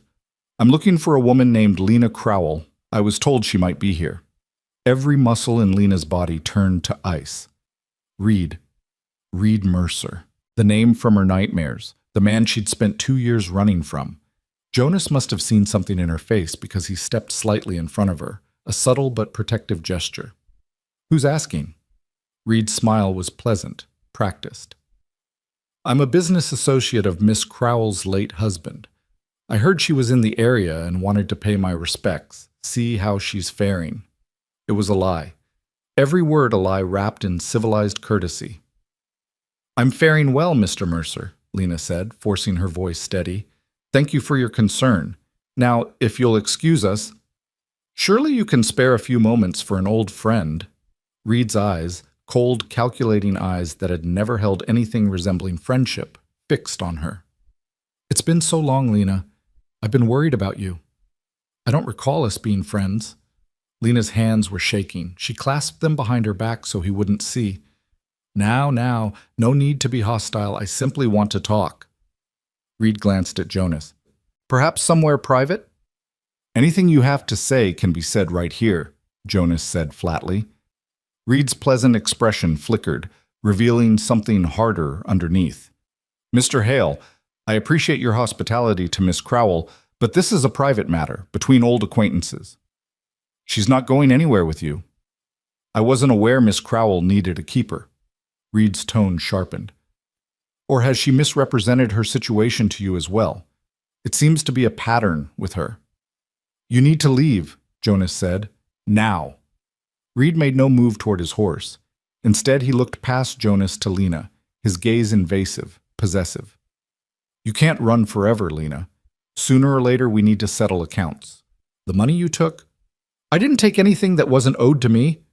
The words burst out before Lena could stop them. "Daniel left me with nothing. Nothing. Those items I sold were mine, gifts from my family, and I had every right." "That's not how Daniel's family sees it. They consider those heirlooms stolen property." Reed's smile was cold. "Of course, we could settle this quietly, if you were reasonable." The threat hung in the air, barely veiled. Jonas moved fully between them. "I think I've heard enough. You've got 10 seconds to get on that horse before I help you onto it. And trust me, you won't like my methods." For a long moment, Reed didn't move. Then he smiled, a slow, dangerous smile that made Lena's skin crawl. "Very well. I can see this isn't the time for reasonable discussion." He mounted his horse with deliberate slowness. "But this conversation isn't over, Lena. We will talk, soon." He rode away, and Lena felt her knees buckle. Jonas caught her, steadying her as she struggled to breathe. "Who was that?" Jonas's voice was tight with suppressed anger. "Daniel's business partner. At least, that's what he claimed to be." Lena's voice shook. "He was always around during our marriage, always finding excuses to visit, to talk to me alone. Daniel encouraged it, said Reed was a valuable connection. But I knew there was something wrong about him." "Did he hurt you?" "Not physically, but he watched me, made comments about what I wore, how I looked, where I went. After Daniel left, Reed started showing up at my family's houses, offering to help me, suggesting I could stay with him, that he'd take care of me if I was grateful." The words tasted like ash. "When I refused, he got angry, started making accusations, claiming I'd stolen from Daniel, that I owed the family money. It was all lies, but he had lawyers, resources. I had nothing." "So you ran?" "Yes. I liquidated what little I had left and came west. I thought I thought I was far enough away that he couldn't find me. Jonas's jaw clenched. He followed you here, all this way. It's not about me. It's about control. Reed Mercer doesn't like it when people defy him. Lena wrapped her arms around herself. I should leave before he brings real trouble to your door. Absolutely not. Jonas, you don't understand. Reed is dangerous, not in an obvious way, but he has connections, money, power. He can make life very difficult for people who cross him. Then he'll find I'm not as easy to intimidate as he thinks. Jonas's voice was steel wrapped in velvet. You're not facing this alone, Lena. Not anymore. You can't fight this for me. Watch me. Before Lena could argue further, Ruthie called from the house. Pa! Miss Lena! Reverend Matthews is here. Jonas and Lena exchanged glances. Did you send for him? Lena asked. No. They returned to the front of the house to find a kindly-faced man in his 60s climbing down from a buggy. Reverend Matthews had snow-white hair, gentle eyes, and the bearing of someone who'd spent a lifetime mediating the troubles of his flock. Jonas, Miss Crowell. He nodded to each of them. I hope I'm not intruding, but I thought it best to speak with you both sooner rather than later. About what? Jonas asked, though from his expression he already knew. I had a visit from Constance Talbot this afternoon, and then, interestingly, from Thomas Reddick. They had quite a lot to say about your household arrangements. The Reverend's tone was mild, but his eyes were sharp. I thought it best to hear your side directly rather than rely on second-hand accounts. Lena's heart sank. Here it was. The judgment she'd been dreading, the condemnation that would force her to leave this family she'd come to love. There's nothing improper happening here, Jonas said firmly. Miss Crowell helps with the children in exchange for room and board. That's the extent of it. I'm not questioning your integrity, Jonas. I know you well enough to trust your word. Reverend Matthews glanced at Lena. But I'm afraid others are not so charitable. And perception, fair or not, matters in a small community. What are you suggesting? Lena asked quietly. The Reverend sighed. I'm suggesting that your current arrangement, however innocent, is providing fodder for gossip. And gossip, left unchecked, can poison a community and damage reputations irreparably, especially for your children, Jonas. So what? Jonas's voice hardened. I'm supposed to turn away someone who needs help because people might talk? That doesn't sound very Christian to me, Reverend. I'm not suggesting you turn her away. I'm suggesting you consider making the arrangement more official. Silence fell over the yard. Official how? Jonas asked slowly. Reverend Matthews looked between them. Marriage, Jonas. It would silence the gossips and provide Miss Crowell with proper security. And from what I understand, your children have grown quite attached to her. Lena's breath caught. Marriage. To Jonas. The thought sent her heart racing with a confusing mixture of panic and something else. Something warm and terrifying. That's... Jonas cleared his throat. That's a significant step, Reverend. I understand. I'm not saying you need to decide today, but it's worth considering, given the circumstances. The Reverend's expression softened. I've seen how you are together, Jonas, at church last Sunday, watching you with the children. There's an ease there, a partnership. These things matter more than people realize. Reverend Matthews, Lena forced herself to speak, though her voice trembled.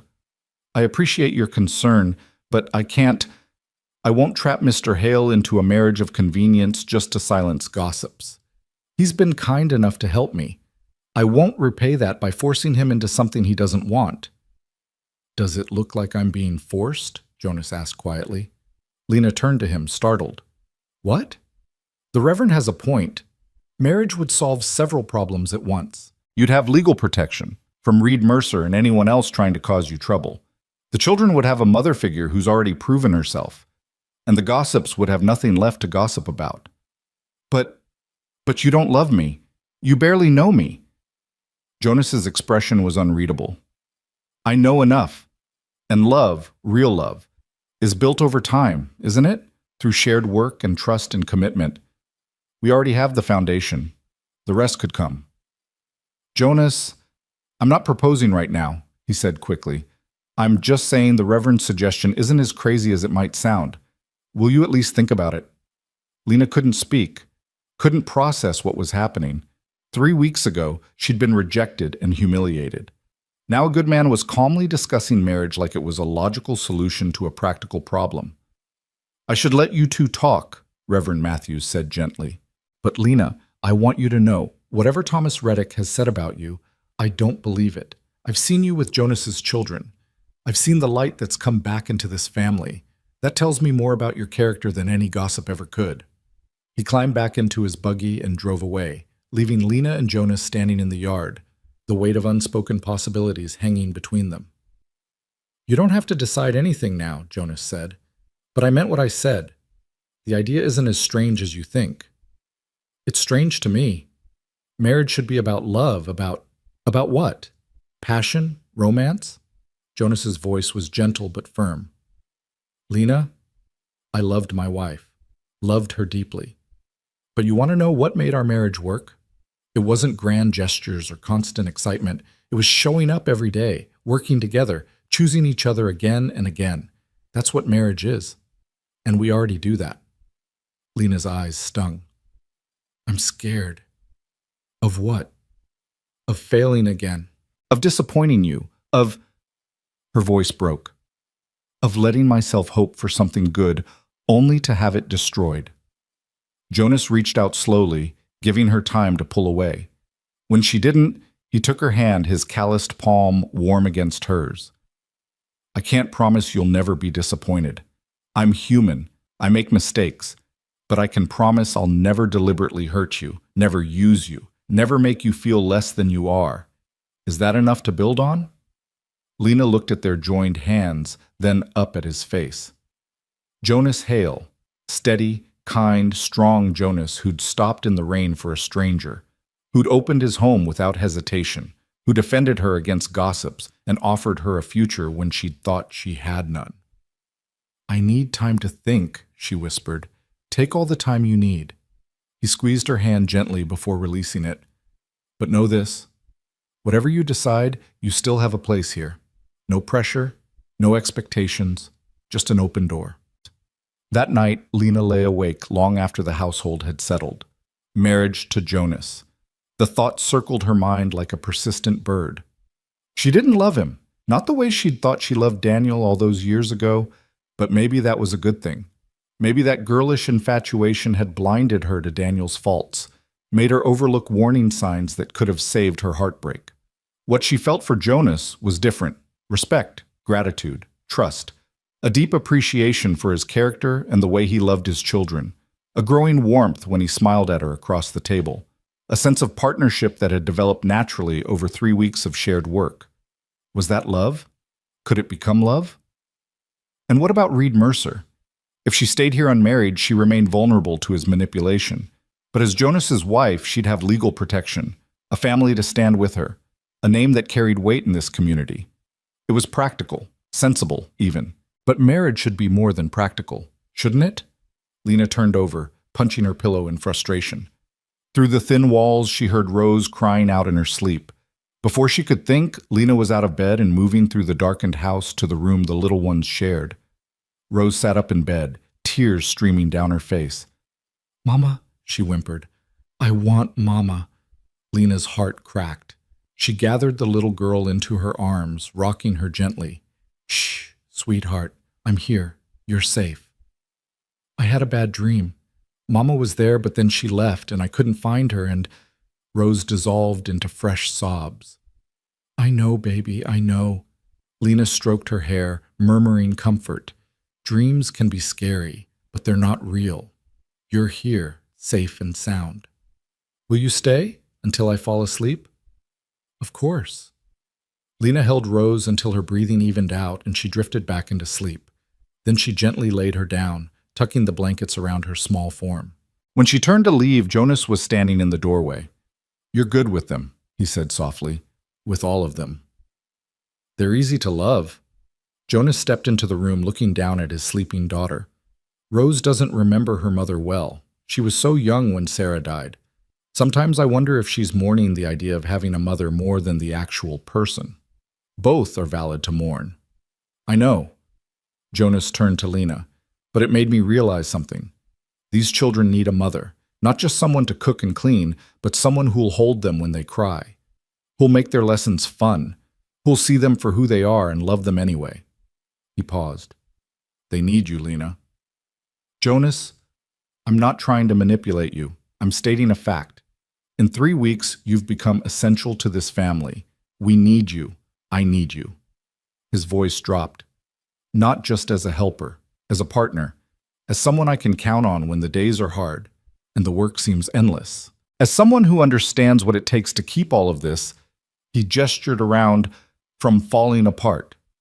Lena's vision blurred. I'm scared, she admitted again. So am I. But maybe that's okay. Maybe being scared means we're taking it seriously, that we understand what we're building could matter. They stood in the dim room, their sleeping children around them, the weight of the decision pressing down like a physical thing. And in that moment, Lena realized something. She might not love Jonas the way poets wrote about love, but she loved this, the life they'd built together in 3 short weeks, the family they'd become, the purpose she'd found in caring for these children who needed her as much as she needed them. Maybe that was enough. Maybe that was everything. Ask me, she whispered. Jonas went very still. What? Ask me to marry you, properly, so I can give you a proper answer. In the darkness, she saw his throat work. Then he took her hand, his voice rough with emotion. Lena Crowell, will you marry me? Will you be a mother to my children and a partner in this life we're building? Will you take a chance on us, even though we're both scared and neither of us knows if this will work? Tears spilled down Lena's cheeks. Yes. God help me. Yes. Jonas pulled her into his arms, and Lena felt something settle into place. Not perfect, not magical, but solid and real and true. They would face Reed Mercer together. They would weather the gossip together. They would build a life together, one day at a time, with 9 children and a mountain farm, and hope that refused to die no matter how many times it had been beaten down. Outside, the wind whispered through the pines. Inside, a new family was being forged, not from blood or romance, but from choice and courage, and the stubborn belief that sometimes the best things in life were the ones you built yourself. They told the children the next morning at breakfast. Lena had barely slept, her mind racing between elation and terror. Jonas seemed similarly affected. She'd heard him moving around in the early hours, his footsteps creaking on the floorboards overhead. But when they gathered the family around the table, his hand found hers beneath it, steady and sure. Kids, Jonas began, his voice carrying the weight of importance. Miss Lena and I have something to tell you. 9 pairs of eyes fixed on them with varying degrees of curiosity. Esther bounced in her seat. Jacob was already mid-bite of biscuit. Baby Eliza banged her spoon, oblivious.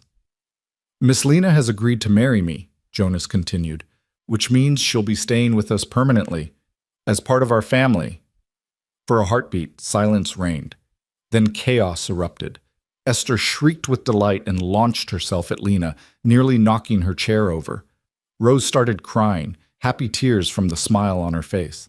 The twins whooped and high-fived each other. Even Jacob grinned, his usual reserve cracking. Only Ruthie sat frozen, her face unreadable. Lena's heart clenched. Of all the children, Ruthie's approval mattered most. The girl had carried so much for so long. Losing her would break something fundamental in this fragile new family. Ruthie? Jonas's voice was gentle. What do you think? The girl's eyes were bright with unshed tears. Are you doing this because you want to, or because Reverend Matthews said you should? Both, Jonas answered honestly. The Reverend made me think about what I already knew, that Lena fits here, that we're better together than apart, that I want her to stay, not as a guest or a helper, but as my wife. Ruthie's gaze shifted to Lena. And you? Are you sure? Because if you're just doing this because you don't have anywhere else to go, I'm sure, Lena interrupted softly. I could find somewhere else. I could go to that boarding house in town, find work, build a different life. But I don't want to. I want to be here, with all of you. Something in Ruthie's expression crumbled. She stood abruptly, crossed to Lena, and threw her arms around her neck. I'm glad, she whispered fiercely. I'm so glad. Lena held the girl tight, blinking back tears. Over Ruthie's shoulder, she saw Jonas watching them with an expression so tender it made her chest ache. "When's the wedding?" Samuel asked practically. "Do we have to dress up?" "Soon," Jonas said. "And yes, you'll dress up. We'll do it simple, just family and a few witnesses at the church. Nothing fancy." "Can I pick flowers?" Esther was already planning. "For your hair, Miss Lena? Mama always said flowers make everything prettier." "I'd love that," Lena managed around the lump in her throat. The meal dissolved into excited chatter as the children planned and plotted. Only Maggie remained quiet, watching Lena with those two serious eyes. After breakfast, while the others scattered to their chores, Maggie approached Lena at the wash basin. "You're not going to leave, are you?" The question was blunt, tinged with an edge of desperation. "Even after you marry Pa? You won't decide it's too hard and go away?" Lena's heart broke for this child who'd learned too young that people could disappear without warning. She knelt down to Maggie's level, taking her small hands. "I'm not going anywhere. I promise you that. Marriage is forever, Maggie. When I stand up in that church and make vows to your father, I'll be making them to all of you too. You're stuck with me." "Good." Maggie's lips trembled. "Because we need you. Ruthie tries so hard, but she's tired. And Pa, he does his best, but he can't be everything. And the little ones, they don't remember having a mama who could make everything feel safe." Her voice dropped to a whisper. "I barely remember it myself sometimes." "Then we'll make new memories," Lena promised. "Good ones. Safe ones. Together." Maggie nodded, then surprised Lena by hugging her quickly before darting away, as if embarrassed by the display of emotion. The next 3 days passed in a blur of preparation. Reverend Matthews agreed to perform the ceremony that Saturday. Lena altered one of Sarah's dresses, a simple blue cotton that fit her reasonably well with some adjustments. The children cleaned the house from top to bottom, determined everything should be perfect. Jonas rode into town for supplies and returned with a plain gold band that had belonged to his grandmother. "It's not fancy," he said, showing it to Lena privately, "but it's solid, like us." Lena slipped it on her finger, testing the weight. It fit perfectly, as if it had been waiting for her. "It's beautiful." Jonas reached out, tilting her chin up so she met his eyes. "Are you having second thoughts?" "Every minute of every day." At his stricken expression, she hurried on. "But not the kind you're thinking. I'm not doubting this decision. I'm just scared I'll mess it up somehow, that I'll fail you and the children." "You won't. You can't know that." "I can. Because I've watched you, Lena. I've seen how you love these kids. Not out of obligation, but genuinely. I've seen you step up when things are hard, not shrink away. Whatever challenges come, we'll face them together." He paused. "That's what marriage is. Facing things together." Before Lena could respond, they heard hoofbeats approaching. Jonas tensed immediately, moving to the window. "It's Sheriff Brennan," he said, surprised. "And he's got company."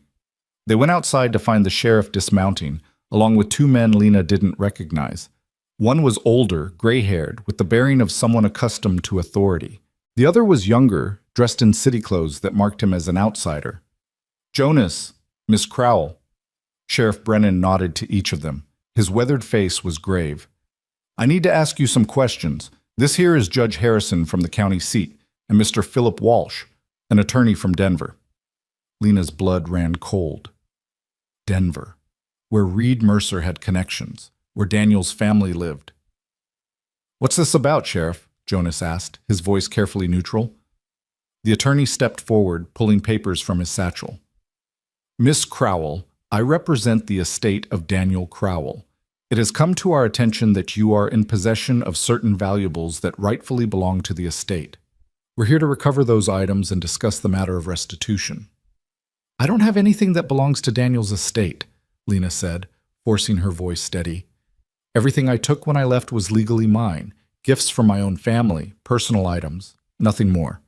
"That's not what we've been told." Walsh consulted his papers.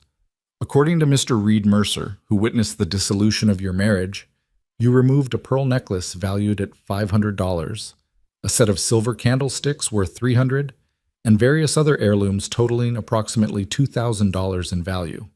"That's a lie!" Lena's hands clenched into fists. The pearls were from my grandmother. The candlesticks were a wedding gift from my aunt. Reed Mercer is twisting the truth because I refused his advances. Walsh's expression didn't change. Do you have documentation proving ownership of these items? No, they were gifts. Family doesn't typically provide receipts for.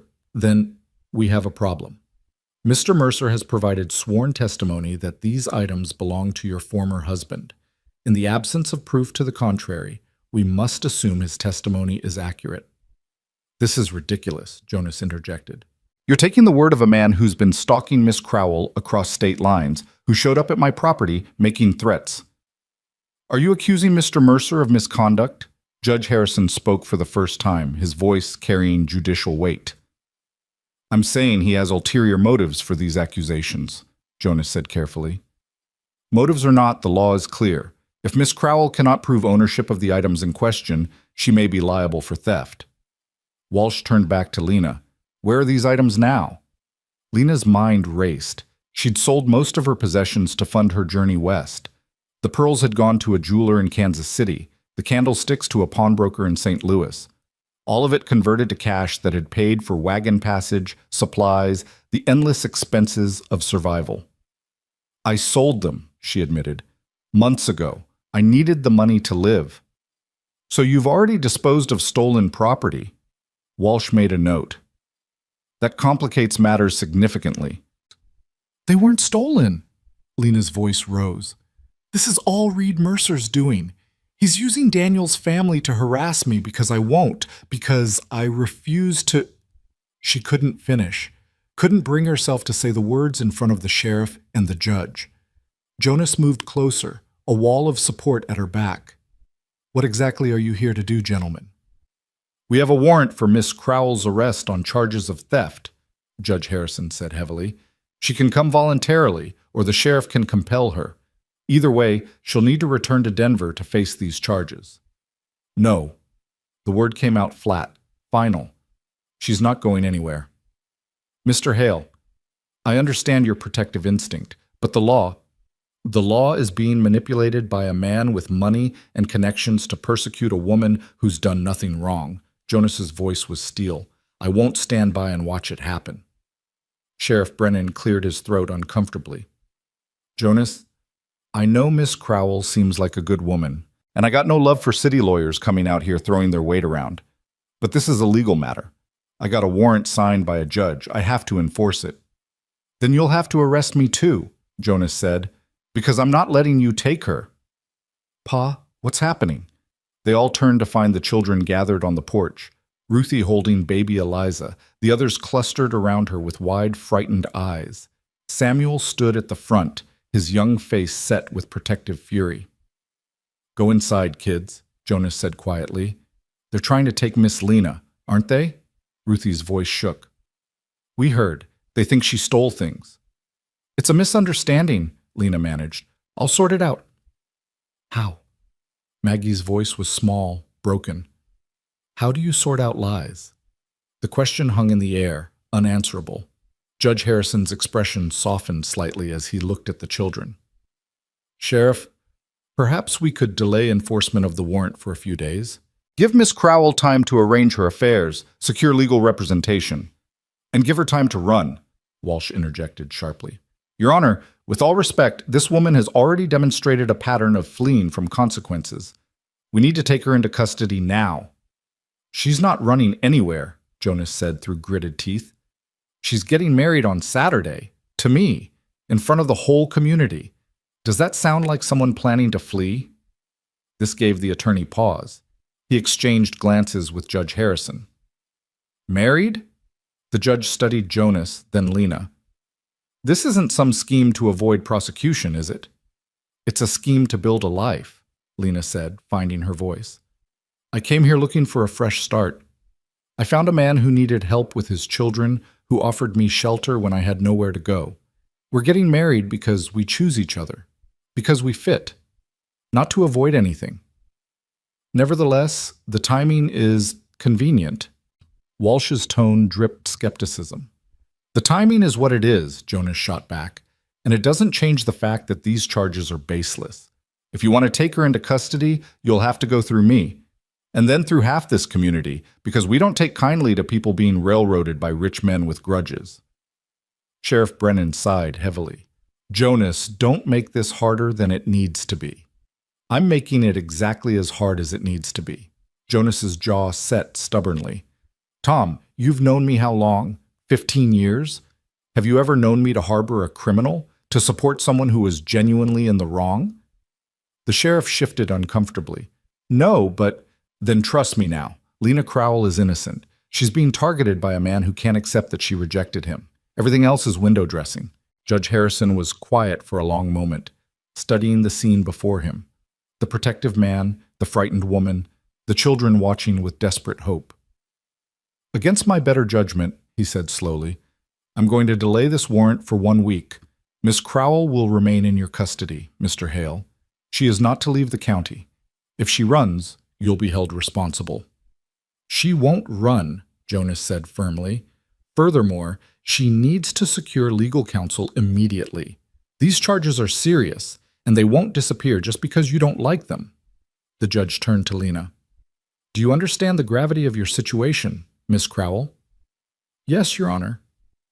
Then I suggest you spend the next week preparing a defense. Because when you appear before me, you'll need more than protestations of innocence. You'll need proof. Walsh looked ready to argue, but the judge silenced him with a look. 1 week, counselor. If you can't make your case stronger in that time, perhaps it's not as strong as you think. They left, Walsh radiating displeasure, the sheriff apologetic, the judge inscrutable. Lena watched them ride away, her whole body trembling with reaction. The moment they were out of sight, her knees gave out. Jonas caught her, holding her steady as she fought for breath. They're going to take me away, she gasped. They're going to send me to Denver, to jail, to... No, they're not. Jonas's voice was absolute. We have a week. We'll use it. How? I don't have proof. I don't have documentation. I don't have anything but my word against Reed Mercer's lies. Then we'll find something. Jonas tilted her face up, forcing her to meet his eyes. Lena, look at me. You are not alone in this. You have me. You have the children. You have this community, whether they know it yet or not. We will fight this. Pa's right, Ruthie said from the porch. We won't let them take you. We'll tell everyone the truth, Samuel added, about Mr. Mercer stalking you, about him being creepy. We'll write letters, Maggie offered, to your family, to people who knew you before. They can tell the judge you're not a thief. The children's fierce loyalty made Lena's throat close up. These babies, ready to go to war for her, ready to fight grown men with money and power because they believed in her. Thank you, she whispered. All of you. But this isn't your battle. Yes, it is, Ruthie said simply. You're going to be our mother. That makes it our battle. That night, after the children were in bed, Jonas and Lena sat at the kitchen table with paper and ink, trying to piece together some kind of defense. Who can testify to your character? Jonas asked. People who knew you before your marriage? My sister, maybe. Though we haven't spoken since the divorce, she was angry with me for embarrassing the family. What about your aunt, the one who gave you the candlesticks? Lena shook her head. She died 2 years ago. That's part of why I had no proof of ownership. All the people who could vouch for those being gifts are either dead or have cut me off. That's awfully convenient for Reed Mercer. I think he knows exactly what he's doing. He waited until I was isolated, until there was no one left to defend me. Jonas drummed his fingers on the table, thinking, what about the merchants you sold to? The jeweler in Kansas City, the pawnbroker in St. Louis? Would they have records? Maybe. But that only proves I sold them, not that I had a right to. It's something. We can write to them. Ask for any documentation. Jonas made notes. What else? There has to be something we're missing. Lena closed her eyes, trying to think through the panic. Margaret, my cousin, the one who told Thomas Reddick about me. She knew about the gifts. She was there when I received some of them. Would she testify for you? I don't know. She betrayed me once already. But maybe she'd feel guilty about it. Maybe if we explained the stakes. A knock at the door interrupted them. Jonas rose warily, his hand going to the rifle mounted above the fireplace. "Who is it?" "Reverend Matthews." Jonas relaxed, opening the door. The Reverend stepped inside, his expression troubled. "I heard about what happened today," he said without preamble. "The whole town's talking. Judge Harrison stopped at the church before leaving, told me about the charges." "And?" Jonas's voice was tight. "Are you here to tell us the wedding's off? That we're too scandalous for your church?" "Jonas Hale, you know me better than that." The Reverend's voice was reproachful. "I'm here to help." Lena looked up, hope flickering. "How?" "I've been a reverend for 40 years. I've married hundreds of couples, presided over countless estates, witnessed God knows how many legal documents." He pulled a chair up to the table, settling in. "I also happen to be quite good friends with Judge Harrison. We studied together at seminary before he went into law and I into ministry." "You think you can influence him?" Jonas asked. "I think I can provide character testimony that he'll actually listen to, and I think I can make some inquiries about this Reed Mercer character. A man with that much spite usually has enemies willing to talk." Lena felt tears prick her eyes. "Why are you doing this for me? You barely know me." "I know enough. I know Jonas trusts you. I know his children have come alive since you arrived. I know you sat with old Mrs. Henderson at church last Sunday, listening to her stories when everyone else was too busy to bother." The Reverend smiled gently. "And I know innocent people don't look at their accusers the way you looked at Reed Mercer, like you were facing the devil himself." "He terrifies me," Lena admitted. "Then we'll make sure he can't hurt you." The Reverend pulled out his own paper and pen. "Now let's start from the beginning. Tell me everything." They talked for hours, the Reverend asking pointed questions, making notes, his legal knowledge evident despite his calling. By the time he left, well past midnight, they had the outline of a defense. It wasn't perfect. It wasn't guaranteed. But it was more than Lena had when the day began. The next few days were a blur of activity. Jonas wrote to the merchants Lena had sold to, requesting documentation. Reverend Matthews sent telegrams to colleagues in Denver, asking about Reed Mercer's reputation. The children, bless them, wrote letters to Lena's family members. Simple, heartfelt appeals for help. On Thursday, 2 days before the wedding, a response came from Kansas City. The jeweler remembered Lena, remembered the pearls. He'd kept records of the transaction, including Lena's statement that they'd been her grandmother's. It wasn't proof of ownership, but it was something. That same day, disaster struck. Lena was hanging laundry when she saw a rider approaching at speed. Her heart sank when she recognized Reed Mercer. He dismounted before his horse had fully stopped, his face twisted with rage. "You think you're clever, don't you, sending your pet reverend to ask questions about me?" "I don't know what you're talking about." Lena stepped back, glancing toward the house. Jonas was in the fields with Samuel. She was alone. "Don't play innocent. I know Matthews has been making inquiries, stirring up trouble." Reed advanced on her. "You need to understand something, Lena. I always get what I want, always, and I want you to pay for embarrassing me." "I never did anything to you. You rejected me. You, a divorced woman with nothing, rejected me." His voice rose, spittle flying. "Do you know how that made me look? How people laughed when word got around that I'd been pursuing you and you'd run away? So this is about your pride. This is about respect, about putting you in your place." Reed grabbed her arm, his fingers digging in painfully. "You're going to drop this defense. You're going to plead guilty, accept your punishment, and maybe I'll speak on your behalf at sentencing, recommend leniency." "Let go of me." Lena tried to pull away, but his grip tightened. "Not until you understand. You can't win this.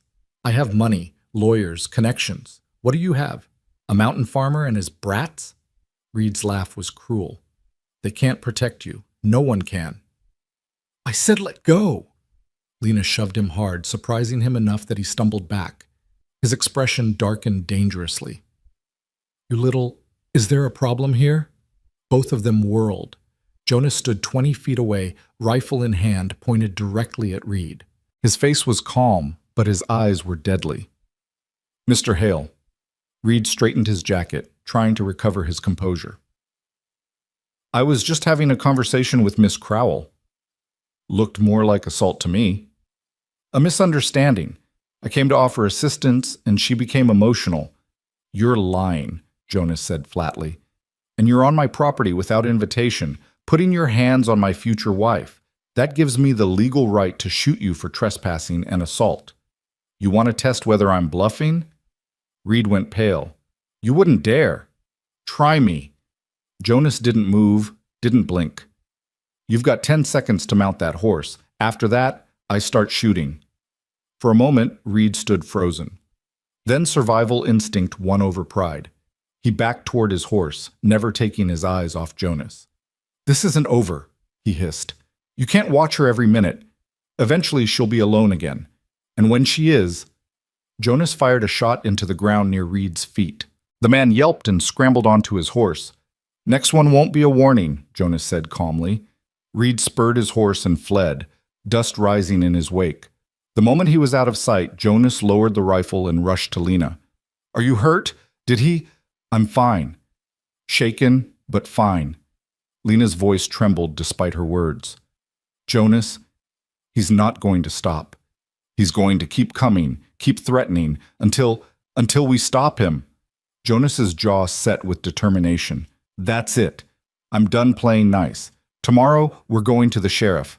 We're filing charges for harassment, trespassing, assault. And we're telling Judge Harrison everything, including the threat he just made. It's his word against mine. No, it's his word against ours. I heard the threat. I witnessed the assault. Jonas cupped her face gently. You're not alone in this anymore, Lena. Stop acting like you are. That night, neither of them slept. They sat together by the fire, Jonas's arm around Lena's shoulders, both of them listening for hoofbeats that never came. Tell me something, Jonas said quietly, about your life before all this. Something good. Lena thought back through the years of pain to find something bright. I had a garden once, at the house I shared with Daniel. Nothing fancy, just vegetables and some flowers. But there was this one rose bush, pink roses, the prettiest things you ever saw. I'd sit with them in the evenings and just breathe, feel alive. We'll plant roses here, Jonas promised. Pink ones, as many as you want. You don't have to. I want to. I want you to have beautiful things, Lena. You deserve beauty after all the ugliness. Lena leaned her head against his shoulder, letting herself draw strength from his solid presence. Tomorrow they would go to the sheriff. Tomorrow they would fight back against Reed's manipulation. But tonight, in this quiet moment, she let herself believe that maybe, just maybe, everything would be all right. Jonas? Thank you. For stopping. For staying. For fighting for me when you had no reason to. His arm tightened around her. I had every reason. You matter, Lena. To me. To the children. You matter, and people who matter are worth fighting for. Outside, a storm was building. She could smell rain on the wind, hear thunder in the distance. But inside, wrapped in Jonas's warmth and protection, Lena felt something she hadn't felt in years. She felt safe. Friday morning dawned gray and threatening, the air heavy with the promise of rain. Lena dressed carefully in her borrowed clothes, her hands trembling as she buttoned the bodice. Today, they would confront Reed's accusations head-on. Today, everything would either fall into place or fall apart completely. Jonas was already at the breakfast table when she emerged, fully dressed despite the early hour. The children were unusually quiet, sensing the tension that filled the house like smoke. I want to come with you, Ruthie said as Jonas prepared to hitch the wagon. To the sheriff's office. Whatever happens, I want to be there. Me too, Samuel added. Jonas shook his head. This isn't something for children to... We're not children, Ruthie interrupted, her voice steady. Not anymore. We stopped being children the day Mama died and we had to grow up to survive. We deserve to be there. To stand with Miss Lena. Jonas looked at Lena, questioning. She felt her throat tighten at the fierce loyalty in Ruthie's eyes. Let them come, she said softly. They've earned the right. The ride into Millbrook was tense and silent. Ruthie sat beside Lena in the back of the wagon, her hand gripping Lena's with surprising strength. Samuel sat up front with his father, his young shoulders squared with determination. Sheriff Brennan was in his office when they arrived, along with someone Lena hadn't expected, Reverend Matthews. and standing beside him, a woman Lena recognized with a jolt of shock. "Margaret?"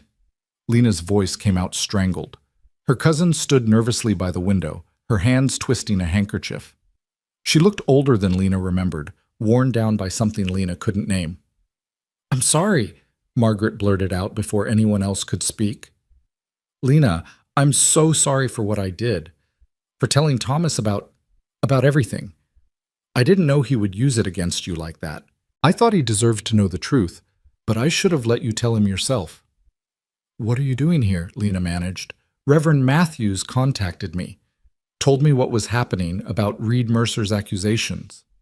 Margaret's eyes filled with tears, and I remembered things. Things I'd pushed aside because they made me uncomfortable, about how Reed used to watch you when he visited, how he'd find excuses to be alone with you, how angry he got when you left Daniel. Sheriff Brennan leaned forward in his chair. "Mrs. Harper, why don't you tell Miss Crowell what you told me this morning?" Margaret took a shaky breath. "After you left, Reed came to see me. Multiple times. He asked questions about where you'd gone, who you'd been in contact with. He seemed obsessed, and then he started offering money, said if I could provide information proving you'd stolen from Daniel's estate, he'd pay handsomely." Lena's blood ran cold. "He tried to bribe you?" "Yes, at first I refused. But then..." Margaret's voice broke. "My husband lost his business. We were desperate. Reed offered $500 for testimony that the pearls, the candlesticks, all of it belonged to Daniel. $500 we desperately needed." "Did you take it?" Jonas's voice was hard. "No, I almost did, God help me, but I couldn't, because it would have been a lie." Margaret looked at Lena with anguished eyes. "Those pearls were grandmother's. She gave them to you on your 16th birthday. I was there. I watched her fasten them around your neck and tell you they'd been in our family for 3 generations. "You remember that?" Lena whispered. "I remember everything. The candlesticks were from Aunt Beatrice, a wedding gift. The silver brush set was from your mother. All of it yours, freely given." Margaret pulled papers from her reticule with shaking hands. "I brought proof, letters from our grandmother mentioning the pearls. The original gift card from Aunt Beatrice with the candlesticks, everything I could find." Sheriff Brennan took the papers, examining them carefully. "This is good, real good, but it doesn't explain why Mr. Mercer is so determined to pursue these charges." "I can explain that," Reverend Matthews said quietly. "I've received some interesting telegrams over the past few days. Reed Mercer has a history. 3 other women in Denver have reported his unwanted attentions. Women in vulnerable positions, widows, divorcees, women without male protection. When they rejected him, he found ways to make their lives difficult. Legal troubles, ruined reputations, forced relocations." "He's done this before?" Lena felt sick. "Multiple times. But he's clever. Nothing ever sticks because he has money and lawyers and friends in the right places." The women were never believed. The Reverend's expression was grim. Until now. Because this time, he made a mistake. He went after someone who wasn't alone. The door banged open. Reed Mercer strode in, flanked by the attorney Walsh. He stopped short when he saw the assembled group, his eyes narrowing. "What is this? Some kind of ambush?" "This is called justice, Mr. Mercer," Sheriff Brennan said calmly. "We're just having a discussion about your accusations against Miss Crowell. The accusations are legitimate and backed by legal authority. I don't see what there is to discuss." "Then you won't mind answering a few questions." The sheriff gestured to a chair. "Have a seat." Reed remained standing, his posture rigid with barely controlled anger. "I don't have to answer anything. The warrant speaks for itself." "The warrant is based on your testimony," Reverend Matthews interjected. "Testimony we've discovered may be less than truthful." "That's slander, is it?" The Reverend pulled out his own papers. "I have statements here from 3 women in Denver describing a pattern of harassment remarkably similar to what Miss Crowell has experienced. I also have documentation showing you offered Mrs. Harper money in exchange for false testimony." Reed's face went white, then red. "Those women are lying. They're bitter, scorned creatures trying to destroy my reputation." "All of them?" Jonas stepped forward, his presence intimidating despite his quiet voice. 3 different women, all telling the same story? That's quite a conspiracy. You know nothing about, I know you threatened Miss Crowell on my property yesterday. I heard you tell her she couldn't hide forever. I watched you grab her. Jonas's hands clenched into fists. That's assault, Mr. Mercer. In front of a witness. Walsh, who'd been silent until now, cleared his throat. Mr. Mercer, perhaps we should discuss this privately. There's nothing to discuss. Reed's composure was cracking, revealing the rage beneath. This woman humiliated me. She needs to be punished. The room went dead silent. So you admit it, Sheriff Brennan said slowly. This isn't about theft. It's about revenge. Reed seemed to realize what he'd said. I didn't mean, that's not what I... You just confessed to filing false charges motivated by personal vendetta, the sheriff continued. In front of witnesses, including an attorney and a judge.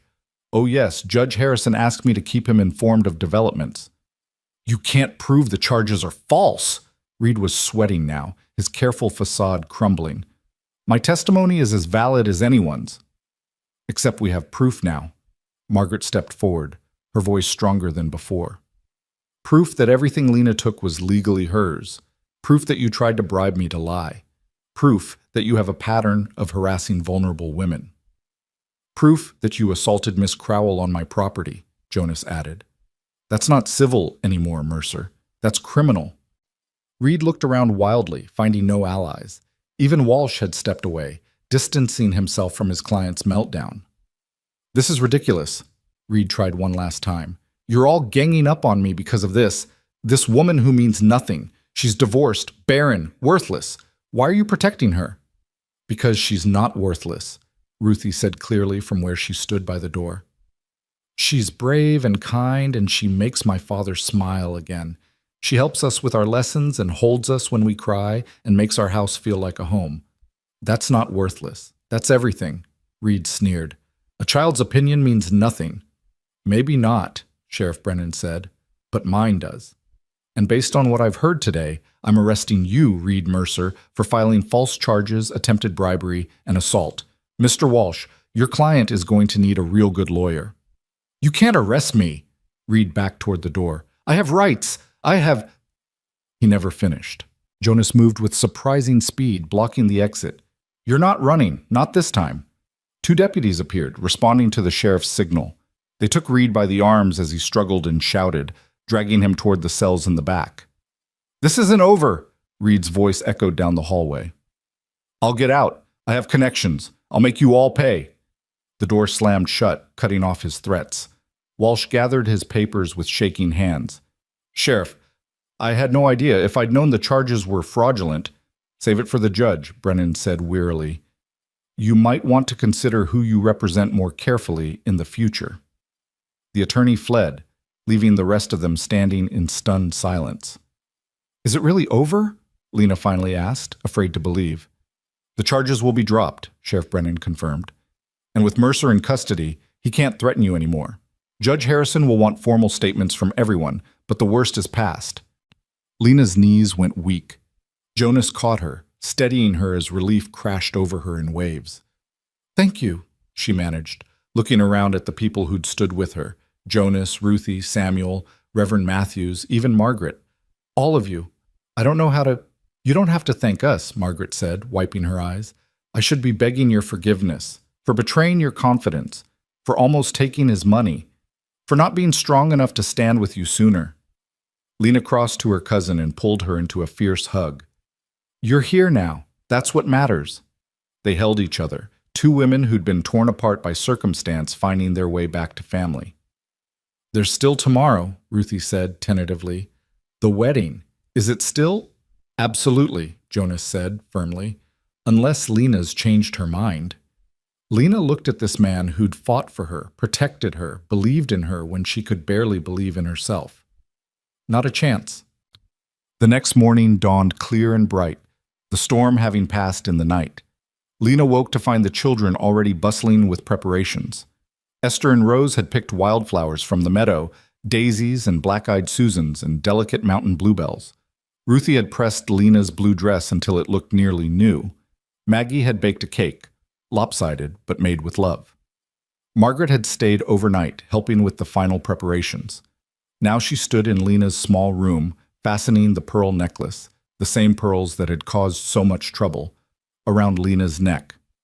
"You look beautiful," Margaret said softly. "Happy." "I am happy. Terrified, but happy." "That's normal. I was terrified on my wedding day too." Margaret adjusted the necklace, meeting Lena's eyes in the small mirror. "But Jonas is a good man, nothing like Daniel. He'll cherish you the way you deserve." "I know." And she did know. These past weeks had shown her what real partnership looked like, what it meant to be valued, respected, chosen. A knock at the door. "Miss Lena?" Rose's voice was excited. "Pa says it's time." The church was small, packed with Jonas's neighbors and friends. Lena recognized faces from town. Mr. Hutchins from the general store, Doc Morrison, farmers Jonas had mentioned. Even Mrs. Talbot was there, though she looked decidedly uncomfortable. But Lena barely saw them. Her eyes found Jonas at the front of the church, wearing his best suit, his hair neatly combed, his face full of quiet joy. The children stood with him, 9 beautiful children who were about to become hers. Margaret walked her down the aisle, and when they reached the front, squeezed her hand before taking a seat. Reverend Matthews smiled at them both. "Dearly beloved, we are gathered here today to witness the union of Jonas Hale and Lena Crowell. Marriage is not to be entered into lightly, but reverently, deliberately, and in accordance with the purposes for which it was instituted by God." Lena barely heard the words. She was too focused on Jonas's hands holding hers, steady and warm. On the children's faces, glowing with happiness. On the impossible miracle of this moment, her, standing in a church, marrying a good man, surrounded by people who wanted her there. "Jonas," the Reverend was saying, "do you take Lena to be your lawfully wedded wife? To have and to hold from this day forward, for better, for worse, for richer, for poorer, in sickness and in health, to love and to cherish until death do you part?" "I do." Jonas's voice was clear, certain. "And Lena, do you take Jonas to be your lawfully wedded husband, to have and to hold from this day forward, for better, for worse, for richer, for poorer, in sickness and in health, to love and to cherish, until death do you part?"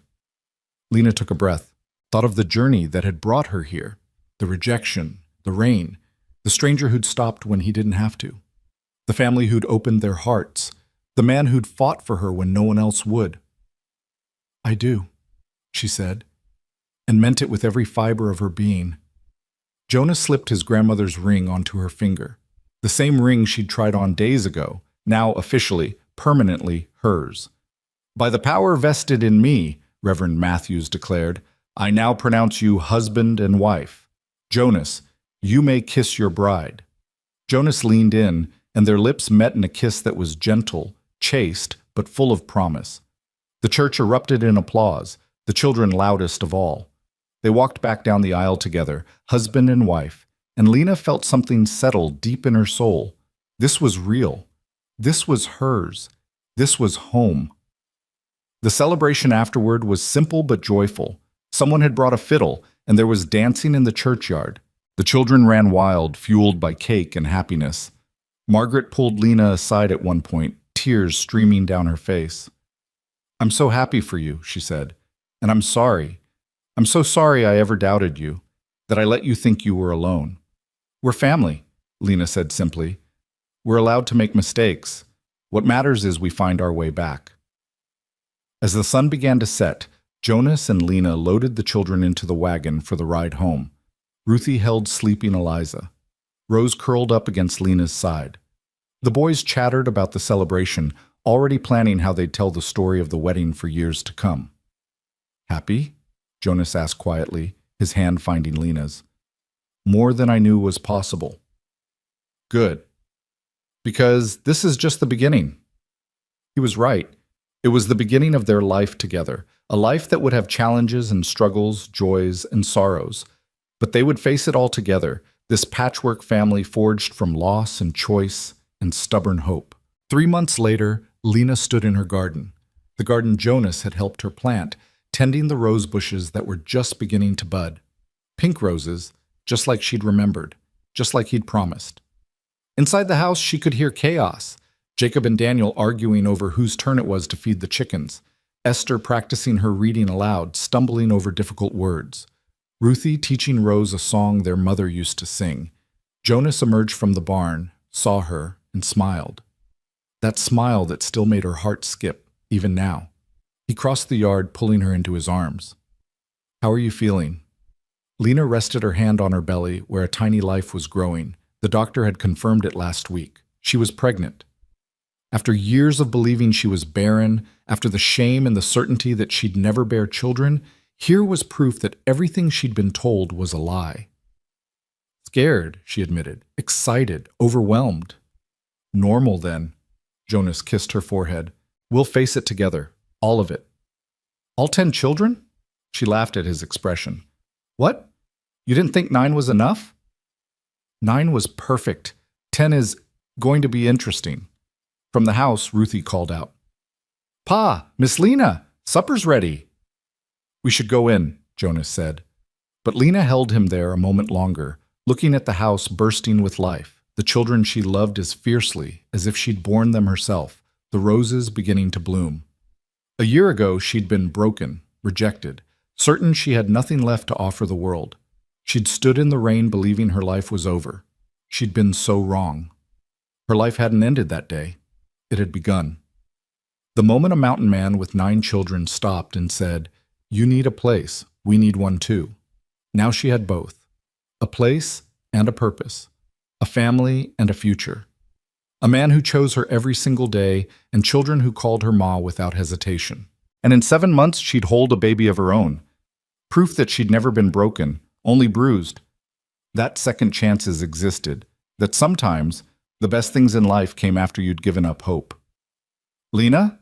Jonas was watching her with concern. "You're crying." "Happy tears," she said, smiling through them. "Just happy tears." They walked to the house together, hand in hand. Through the window, she could see the children gathered around the table, waiting. Her children. Her family. Thomas Reddick had rejected her, but he'd done her the greatest favor of her life.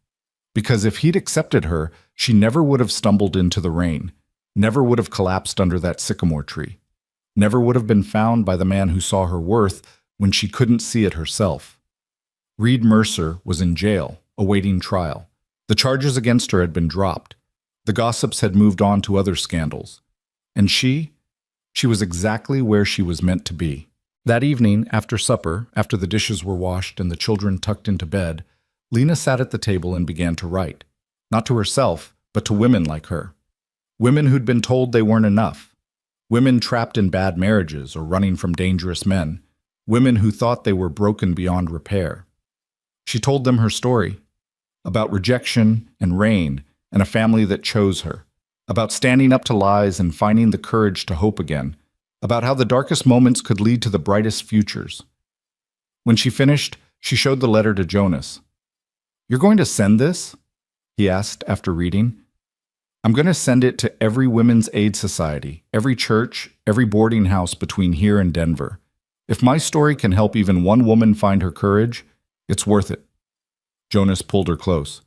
"You're remarkable, you know that? I'm just someone who got lucky, who found people willing to fight for her." "No, you're someone who kept fighting even when it seemed hopeless. Someone who chose to believe in second chances." He kissed her gently. "That's not luck. That's strength." Over the following months, letters began to arrive. Women thanking her, women asking for advice, women sharing their own stories of escape and survival and building new lives from the ashes of old ones.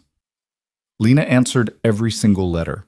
She became a beacon, a voice for women who'd been silenced. The house in the mountains became known as a safe place. Women passing through would sometimes stop, seeking shelter, advice, connection. Jonas never complained, never said their home was too crowded or too busy. He simply expanded the table, added beds in the barn, and welcomed each woman the way he'd once welcomed Lena. We're collecting strays, he said one night, smiling as yet another woman settled into the spare room. We're giving people hope, Lena corrected, the way you gave it to me. Years passed. The children grew. Ruthie married a kind farmer and started her own family. Samuel took over more of the ranch work.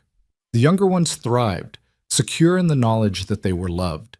And Lena's daughter, Grace, named for the undeserved gift she represented, grew into a bright, fierce child who knew nothing of shame or unworthiness. She grew up surrounded by siblings who adored her, parents who chose each other every day, and a constant stream of women finding their strength. On Grace's 5th birthday, Lena stood on the porch watching her daughter play with her siblings. The pink roses were in full bloom, their scent perfuming the air. Jonas came up behind her, wrapping his arms around her waist. "What are you thinking about?" he asked. Lena leaned back against him, watching her family, her beautiful, chaotic family, and smiled. "I'm thinking about rain," she said, "and how sometimes the storms we think will destroy us are actually leading us exactly where we need to be." Jonas kissed the top of her head. "Best storm of my life." "Mine too." Because that was the truth of it. Lena had been rejected, humiliated, left alone in the mountains with nothing but shame and a sodden letter dissolving in her hands. She'd thought it was an ending, but it had been a beginning. The beginning of everything that mattered. She was no longer the woman who'd been told she wasn't enough. She was Lena Hale, wife, mother, advocate, survivor. She was the woman who'd walked through rain and fire and come out stronger. The woman who'd built a family not from blood, but from choice and courage and love. And as she stood there, surrounded by the life she'd built from the ashes of her old one, Lena Crowell Hale finally understood the truth she'd been searching for all along. She had always been enough. She had always been worthy. She had always been exactly who she was meant to be. It had just taken a mountain man and 9 children, now 10, to help her see it. The end.